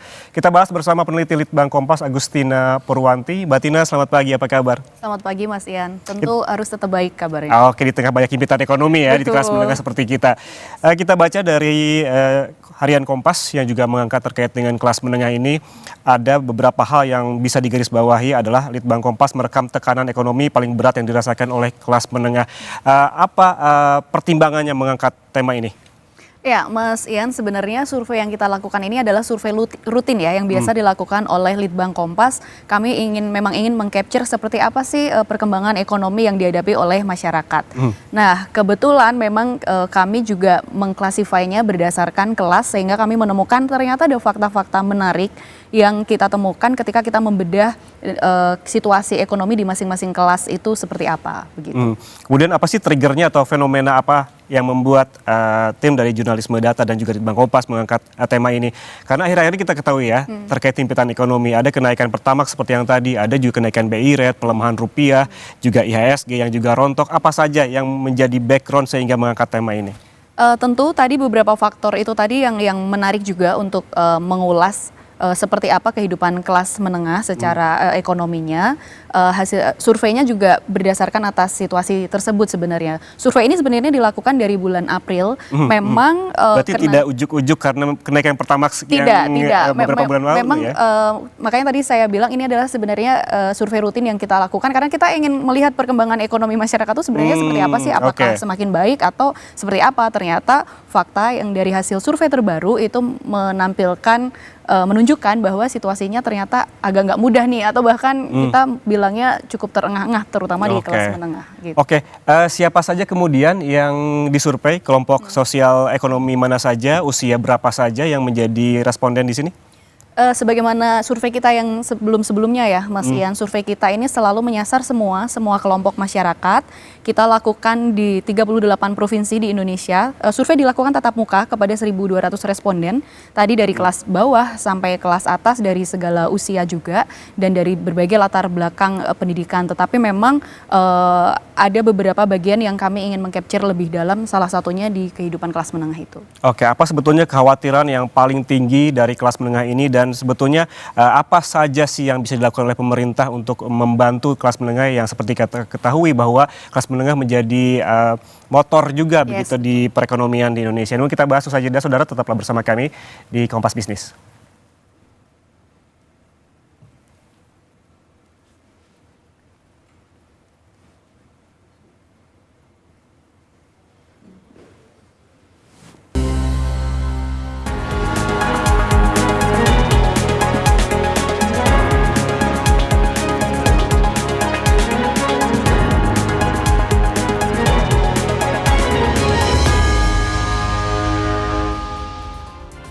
Saudara, kita kembali bahas soal himpitan kelas menengah bersama peneliti Litbang Kompas, Agustina Purwanti. Mbak Tina, kita tadi sempat membahas bagaimana metodenya. Sekarang kita masuk ke isi dari surveinya. Menarik sekali bahwa di layer pertama begitu ada soal deskripsi yang menggambarkan kondisi ekonomi keluarga. Untuk kelas menengah atas ini justru dominan merasa kondisi ekonomi tidak menentu. Mengapa demikian?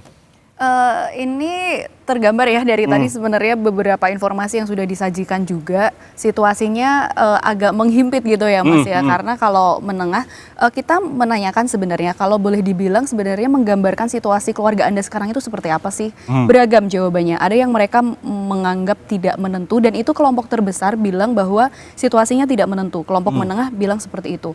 Kenapa mereka mengatakan tidak menentu? Ya kita melihat ya situasi akhir-akhir ini gonjang-ganjing. Memang secara global situasinya juga tidak mudah. Tetapi di internal kita sendiri ya kita harus juga memahami kenapa akhirnya pemerintah mengambil kebijakan-kebijakan misalnya tadi seperti kenaikan suku bunga. Itu kan juga upaya untuk kita bisa menstabilkan rupiah kita seperti itu juga kan. Tetapi pada akhirnya efek lainnya adalah ini yang membuat salah satunya tadi kelas menengah merasa tidak menentu karena punya cicilan misalnya.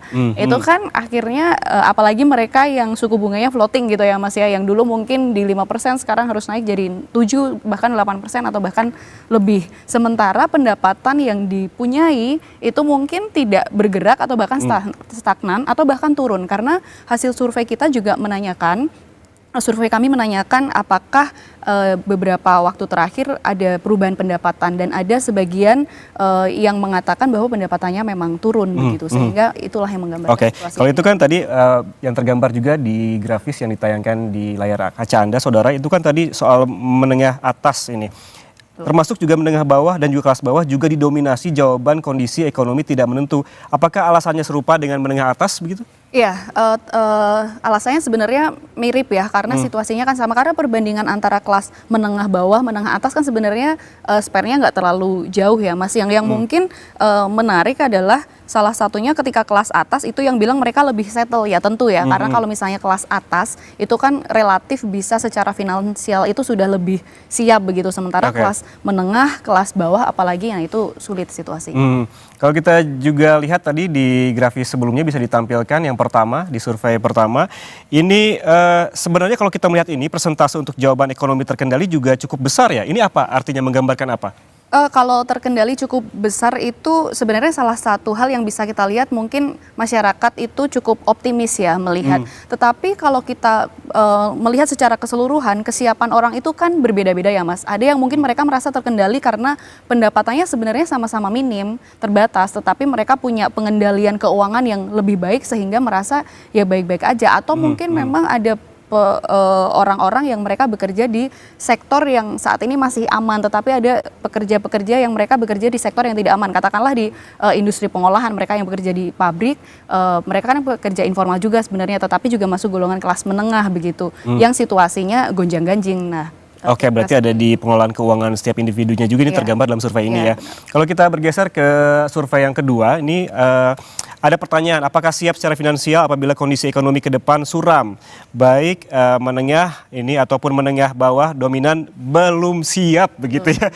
Apakah ini bisa menggambarkan kerentanan finansial dari kelas menengah atas maupun kelas menengah bawah? Benar, itu benar sekali Mas. Kalau memang tadi selalu ada situasi yang berbeda ya antara setiap responden. Ada yang mengatakan bahwa mereka sudah siap, tetapi di kelompok menengah ini dibandingkan misalnya tadi lagi-lagi kelas atas itu mereka relatif lebih lebih siap? Karena ada memang yang mengatakan belum siap. Kesiapan orang kan beda-beda ya. Kelas atas mungkin juga punya standar pengeluaran yang berbeda. Tetapi kalau kelas menengah, mereka memang ada yang sudah siap, tetapi proporsi yang mengatakan secara finansial mereka belum siap itu lebih besar proporsinya begitu.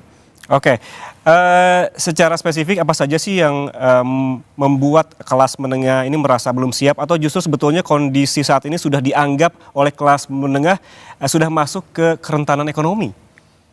Sepertinya lebih ke kerentanan ekonomi ya Mas ya. Makanya ketika kami melihat hasil ini. Karena kalau dari survei pertanyaan yang kedua, jika ekonomi tidak baik-baik saja di kemudian hari begitu kan. Apakah justru saat ini kelas menengah ini sudah merasa kondisi saat ini merasa ekonomi sudah tidak baik-baik aja? Benar, apalagi tadi ketika agak sedikit ke pertanyaan yang sebelumnya, apakah sudah cukup siap untuk finansial berikutnya? Ibaratnya boro-boro nyiapin untuk yang berikut-berikutnya, mempersiapkan untuk yang hari ini saja sudah cukup sulit tadi dengan pendapatan yang mungkin cekak gitu ya pendapatannya, tetapi peningkatan kebutuhan hidup, kita melihat angka inflasi juga kan naik ya, sempat agak turun di April, tetapi bulan Mei BI merilis bahwa angka inflasinya kembali naik, dan itu naik di berbagai hal begitu, di pangan juga, kemudian BBM naik juga. Itu kan BBM bagaimanapun kan dia salah satu bahan baku untuk banyak distribusi dan sebagainya, akhirnya berdampak kepada kenaikan kebutuhan-kebutuhan pokok itu. Oke, kelas menengah tentunya sudah paham betul terkait dengan misalkan dana darurat, tabungan darurat begitu. Apakah dengan kondisi saat ini jadi rasa-rasanya semakin sulit untuk kelas menengah untuk memiliki tabungan darurat? Itu benar sekali Mas, karena dari survei yang kita lakukan juga, akhirnya kita juga kan menanyakan, lalu apa yang Anda lakukan di tengah situasi seperti ini? Sebagian besar mengatakan bahwa mereka harus melakukan penyesuaian. Penyesuaian yang dilakukan adalah melakukan penghematan. Kemudian akhirnya tabungannya juga harus dikurangi. Dan ini juga selaras dengan Bank Indonesia itu kan setiap bulan melakukan survei juga, survei konsumen yang dilakukan oleh Bank Indonesia. Kalau kita lihat proporsi tabungan masyarakat itu yang dirilis oleh Bank Indonesia itu semakin turun, itu berbanding terbalik dengan kredit mereka yang semakin naik. Nah ini kan artinya kita kan sudah terbiasa dengan fenomena mantap gitu ya, makan tabungan itu kayaknya sudah menjadi semakin menjalar kemana-mana. Mungkin jadi jokes, tapi kita kan tidak boleh selalu mewajarkan hal ini begitu. Betul. Kalau kita lihat juga ada juga survei di yang ketiga dari Litbang Kompas begitu, di pertanyaan ini ada soal dalam 3 bulan terakhir begitu cukup atau tidak penghasilan Anda untuk memenuhi kebutuhan hidup. Ini semua kelompok sosial ekonomi kompak mendominasi jawabannya pas dengan kebutuhan baik kelas atas, menengah maupun kelas bawah. Ini apa artinya? Ini benar Mas, jadi sebenarnya kalau misalnya kita berbicara soal kelas ya atau kelompok sosial ekonomi gitu, kelas bawah mungkin paling berat. Kelas menengah juga, kelas atas mungkin ya relatif mereka lebih settle lah dari segala sisi keuangan dan sebagainya. Tetapi kali ini kita salah satu yang menarik dari survei kali ini adalah ternyata semua kelompok merasakan hal yang sama sebenarnya secara garis besar gitu ya. Meskipun ketika memang dibedah masing-masing ya ada skala-skala yang berbeda begitu. Tadi cukup atau tidak penghasilan, semua sepakat bahwa tidak cukup. Sebagian besarnya begitu ya, meskipun ada yang berkata cukup. Untuk kelas menengah ini lagi-lagi mereka paling banyak proporsinya yang bilang tidak cukup. Itu tadi kembali lagi ke awal ketika pendapatannya konstan atau tetap, tetapi biaya-biaya kehidupan di hari ke hari itu semakin besar begitu Mas. Apakah yang survei yang ketiga ini yang Anda bisa lihat di layar kaca, saudara, ini juga menunjukkan kerentanan ekonomi kelas menengah yang kian nyata karena sekarang saja sudah pas-pasan ditambah tekanan lainnya tanpa ada bantalan dari pemerintah. Nah kalau berbicara soal bantalan, kenapa akhirnya kelas menengah ini lebih terengah-engah gitu ya, atau lagi-lagi kami sengaja melihat bahwa ini situasinya ternyata agak nggak berubah gitu ya. Sebenarnya kalau kita berbicara soal kelas menengah, ini kan bukan fenomena atau fakta yang baru. Dari 2019-2020 kita sudah bertahun-tahun berbicara soal kelas menengah. Tetapi ternyata survei ini membuktikan bahwa situasinya tadi belum banyak berubah karena kelas menengah lagi-lagi yang masih tertekan. Kenapa mereka mungkin bisa dibilang paling terimpit gitu ya. Kalau misalnya kita berbicara soal kelas bawah, kita tahulah pemerintah punya perhatian penuh terhadap masyarakat kelas bawah dengan berbagai bantuannya. Mulai dari PKH atau mungkin anak dari kelas miskin atau kelas kelompok bawah dapat beasiswa dan sebagainya. Atau bentuk bantuan-bantuan sosial lainnya. Tetapi kelas menengah ini kan tanggung ya, bisa dibilang sebenarnya kelompok tanggung karena mereka tidak cukup miskin katakanlah untuk bisa mendapatkan bantuan, tetapi tidak cukup kaya juga untuk bisa mengatur keuangannya tadi karena pas-pasan. Sehingga mereka yang paling terhimpit di sini. Untuk bantuan mungkin memang ada ya, kita juga tentu mengapresiasi apa yang sudah diupayakan oleh pemerintah dengan beberapa bantuan yang katanya diberikan untuk kelas menengah seperti keringanan pajak dan sebagainya. Tetapi berbicara soal keringanan pajak, kelas menengah ini adalah kelompok-kelompok yang kalau misalnya bulan Maret tuh biasanya kita lapor pajak, itu adalah kelompok-kelompok yang PTKP nggak kena pajak sebenarnya. Jadi ini agak real nggak sih sebenarnya bantuannya gitu. Terus misalnya berbicara soal BBM yang harganya naik, dibilang loh tapi kan subsidi tetap ada. Tapi kan secara peraturan subsidi ini diperuntukkan untuk yang kelompok miskin. Tadi informasi juga sudah disampaikan bahwa kelas menengah juga mereka yang menggunakan Pertamax begitu dan akhirnya harus ganti ke Pertalite. Mungkin itu cukup ngerem ya pengeluaran sekarang, tetapi ketika kendaraannya adalah harusnya menggunakan Pertamax tapi untuk Pertalite nanti one day mereka juga pasti akan mengeluarkan biaya lebih lagi untuk misalnya perawatan kendaraan dan sebagainya. Dan kalau migrasi ke Pertalite juga ntar pemerintah subsidi semakin membengkak. Itu dia, itu kan tantangannya, jadi harus bagaimana ini? Nah kalau kita melihat berbagai himpitan yang tadi sudah sempat dijelaskan oleh Mbak Tina, apakah ini menjadi ada semakin besar risiko penurunan kasta dari kelas menengah ke rentan miskin? Benar, kalau berbicara soal penurunan kasta, ini kan sebenarnya sudah terjadi ya. Data BPS itu mengatakan bahwa dulu sekitar 17% kelas menengah, sekarang proporsinya sekitar 16% dan itu makin turun dari tahun ke tahun, setidaknya dari 2019 begitu ya. Ini menjadi tantangan Mas, karena kelas menengah ini kan sebenarnya salah satu penggerak ekonomi nasional kita gitu ya. Kalau kita melihat proporsi kelas miskin, kelompok miskin atau kelas bawah itu kan semakin kecil karena tadi berbagai upaya yang dilakukan pemerintah untuk mengangkat mereka ke naik kelas begitu. Tetapi kelas menengah ini kan kelas kaya ya hanya segelintir orang gitulah ya. Yang padat ini kan di kelas menengah begitu, dan ketika mereka semakin terhimpit ini akan efeknya ke perekonomian kita. Padahal kita tahu bahwa ekonomi kita secara makro itu kan didorong paling kuat itu adalah oleh konsumsi rumah tangga. Katakanlah dari 100% PDB kita, 53 sekarang sekitar 53-54 itu disupport oleh konsumsi rumah tangga yang sebagian besarnya adalah kelas menengah. Ketika kita yang kelas menengah ini kesulitan untuk konsumsi, untuk belanja, nah itu kan akan pengaruh juga nanti pada akhirnya kepada perekonomian gitu. Siapa lagi yang akan mendorong perekonomian kalau yang itu dia, siapa lagi yang akan mendorong perekonomian. Yang juga menarik, ini Mbak Tina di pertanyaan selanjutnya, di survei selanjutnya ini terkait dengan apa yang dilakukan setelah mengalami PHK. Kebanyakan ini menjawab mencari pekerjaan baru. Namun kalau kita ketahui akhir ini rasanya mencari pekerjaan juga susah. Lapangan pekerjaan juga tidak seluas dulu begitu.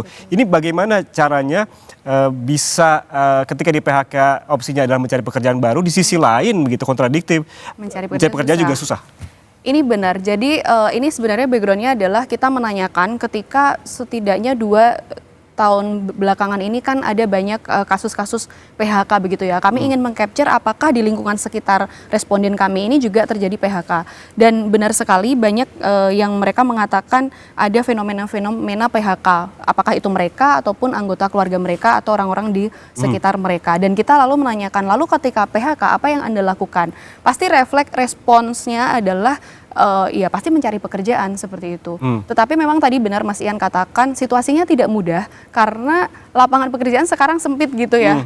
19 juta lapangan pekerjaan yang dijanjikan kita masih belum tahu berapa sebenarnya begitu. Bahkan ada jokes alih-alih lapangan pekerjaan malah lapangan padel yang banyak gitu katanya. Nah ini menjadi sulit. Nah ketika mereka sulit juga untuk mendapatkan pekerjaan, ada hal-hal lain yang mereka upayakan untuk tetap bisa survive kehidupannya. Karena tadi nggak dapat bantalan dan nggak punya cukup dana untuk survive gitu ya. Akhirnya ada beberapa sebagian yang mereka memilih untuk meminjam uang. Itu pinjol. Ada juga yang melakukan pinjol tetapi kepada kerabat dan sebagainya itu juga dilakukan. Karena ini juga kalau Mas Ian mention soal pinjol ya, ini kan tantangan berat juga ketika makin terhimpit, pendapatan nggak cukup, pengeluaran gede, besar pasak daripada tiang, itu kan mereka mau nggak mau mengambil langkah-langkah yang ekstrim, tadi bisa jadi pinjol. Sementara kita tahu bagaimana cerita-cerita ketika orang sudah terjerat pinjol itu kan sangat jadi kompleks begitu ya kehidupannya. Dan yang hal lainnya yang juga kami capture adalah ketika mereka mencari pekerjaan, mungkin mereka tidak cukup dengan pekerjaan utamanya, mau nggak mau kelas menengah ini harus mencari pekerjaan sampingan. Jurnalisme Data Harian Kompas pernah mengangkat soal itu, dan semakin banyak proporsi kelas menengah yang melakukan pekerjaan sampingan untuk tadi tetap bisa survive karena mereka tidak punya bantalan dari manapun. Sementara pengeluaran semakin tinggi. Nah, ini juga bisa kita lihat efeknya tuh bisa sangat luas, Mas, karena ketika mereka mencari pekerjaan sampingan katakanlah, mereka mungkin waktu dengan keluarga menjadi sangat berkurang, atau mereka ya stresnya kan menjadi semakin tinggi ya karena semakin banyak pekerjaan. Tadi juga ada ojol yang mengatakan bahwa ya harus lebih banyak nariknya gitu, karena itu bentuk-bentuk lain dampak dari ketika kelas menengah ini semakin terimpit gitu. Oke, artinya berarti mengandalkan satu pekerjaan saja untuk kelas menengah sudah tidak relevan lagi. Benar, mungkin kalau dulu kelas menengah yang dianggap sebenarnya agak punya, makanya mereka tidak dapat bantuan gitu ya. Ketika Senin sampai Jumat mereka bekerja, berpikir Sabtu Minggu nanti saya mau healing kemana ya gitu. Tapi mungkin di situasi sekarang kelas menengah Senin sampai Jumat kerja, nanti Sabtu Minggu saya job apa ya gitu. Udah mulai ada pergeseran ya. Udah mulai ada pergeseran. Oke, terakhir Mbak Tina, apakah tergambar ada harapan dari responden, apa sih yang perlu dilakukan oleh pemerintah untuk menolong terutama kelas menengah?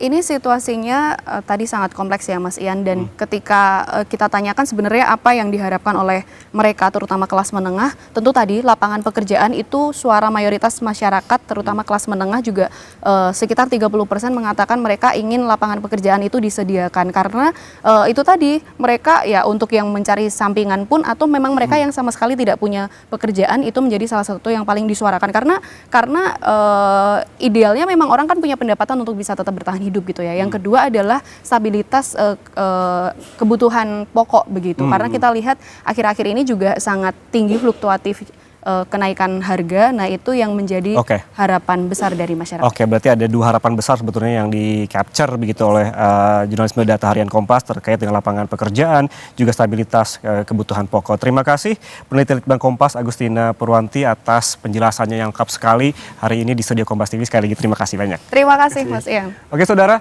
jangan kemana-mana karena Kompas Bisnis selesai jeda akan kembali untuk Anda. Jadi tetaplah bersama kami.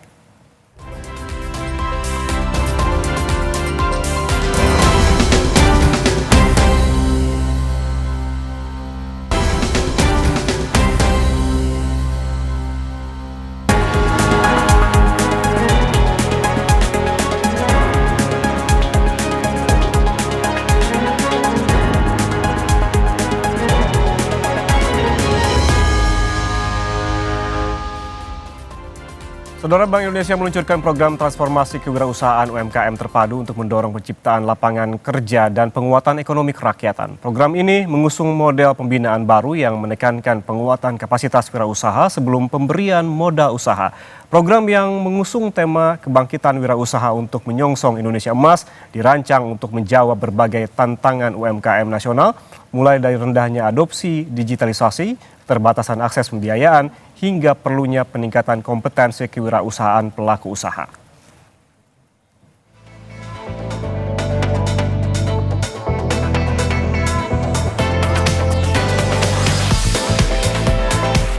Program hasil sinergi Bank Indonesia bersama Kementerian UMKM, Kementerian Agama, dan Kementerian Koordinator Bidang Pemberdayaan Masyarakat ini diluncurkan secara nasional. Gubernur Bank Indonesia Peri Warjio bilang program ini menjadi bagian dari upaya memperkuat kemandirian ekonomi di tengah ketidakpastian global serta mendorong pertumbuhan UMKM sebagai pilar ekonomi nasional. Kita menghadapi dunia yang terus bergejolak. Terus perang Timur Tengah, Selat Hormuz, kemudian perang dagang, ketidakpastian geopolitik, keuangan, ekonomi. Dalam suatu ketidakpastian yang tinggi, kita harus semakin mandiri. Kita harus semakin mandiri. Apapun yang terjadi di global, we have to move on. Kalau anak-anak muda, stop kontak, move on. Itu nomor satu. Itulah cara kita untuk kita mandiri, maju. Yang kedua tentu saja adalah bagaimana UMKM ini potensinya yang sangat-sangat besar. UMKM menjadi betul-betul menjadi pilar penting dari pembangunan. Lebih dari 65 juta UMKM di Indonesia. Dan sebagian besar adalah skalanya kecil. Sebagian besar menciptakan lapangan kerja. Most of all, sebagian UMKM itu dikomandoi, dimajukan oleh wanita. Jadi memajukan UMKM, mendorong pertumbuhan, menciptakan lapangan kerja, mensejahterakan, dan juga bisa meneruskan generasi kita. Salah satu pilar penting dari program Bapak Presiden Prabowo Subianto adalah Astacita, yaitu pilar ekonomi kerakyatan.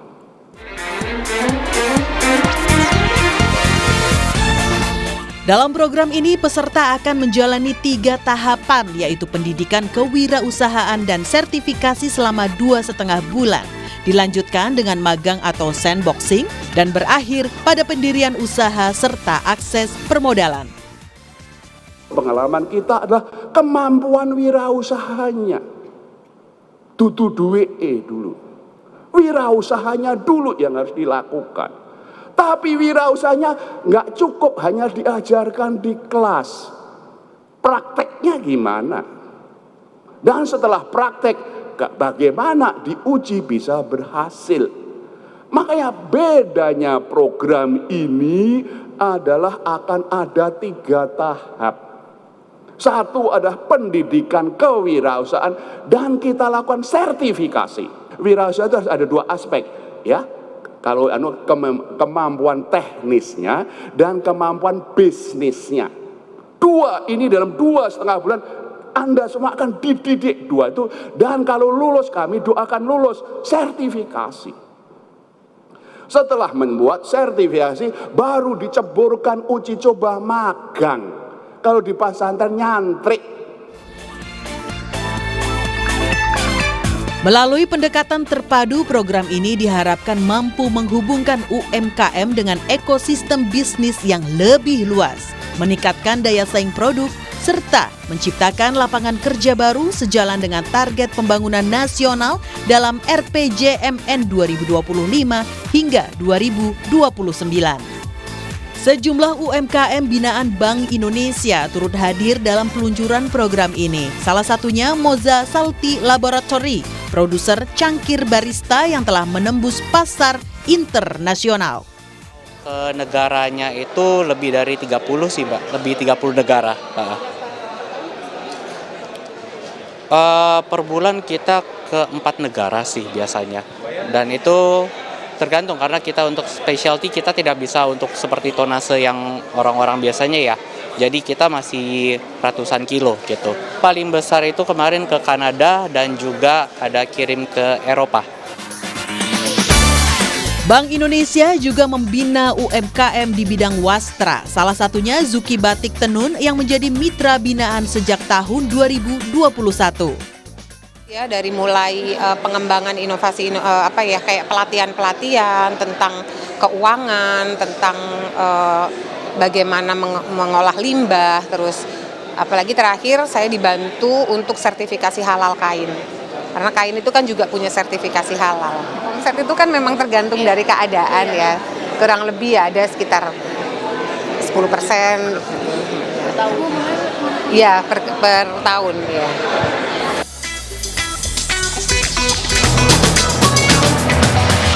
UMKM binaan Bank Indonesia lainnya berasal dari pesantren. UMKM Sunan Gunung Jati memproduksi air minum dalam kemasan.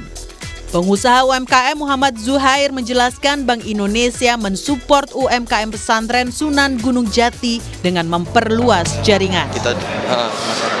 Jadi kita lebih tahu dunia luar lagi, lebih tahu mitra-mitra yang ada di luar lagi. Jaringan. Bank Indonesia bersama Kementerian UMKM, Kementerian Agama, dan Kementerian Koordinator Bidang Pemberdayaan Masyarakat berkomitmen membangun ekosistem kewirausahaan yang terintegrasi dari hulu hingga hilir. Hingga saat ini Bank Indonesia melalui 46 kantor perwakilan telah membina lebih dari 3.000 UMKM di berbagai sektor, termasuk lebih dari 1.500 usaha berbasis pesantren. Program transformasi kewirausahaan ini diharapkan mampu melahirkan wirausaha baru yang lebih tangguh dan berdaya saing. Rahma Piliang, Roy Ilman, Kompas TV, Jakarta. Usai jeda, Sapa Indonesia Pagi akan kembali untuk Anda, jadi tetaplah bersama kami.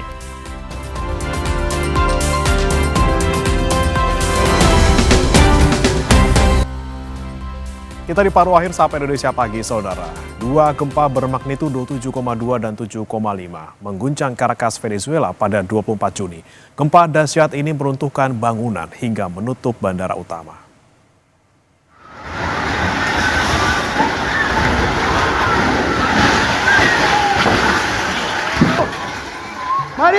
Inilah detik-detik saat gempa dahsyat mengguncang kota Caracas. Warga panik berhamburan berusaha menyelamatkan diri saat bangunan sekitar runtuh.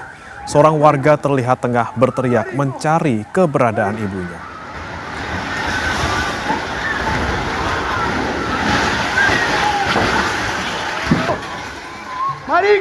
Informasi tadi sekaligus mengakhiri Sapa Indonesia Pagi hari ini. Akhir kata saya Yan Rahman. Dan saya Breman Atenaya undur diri. Selamat pagi, selamat beraktivitas.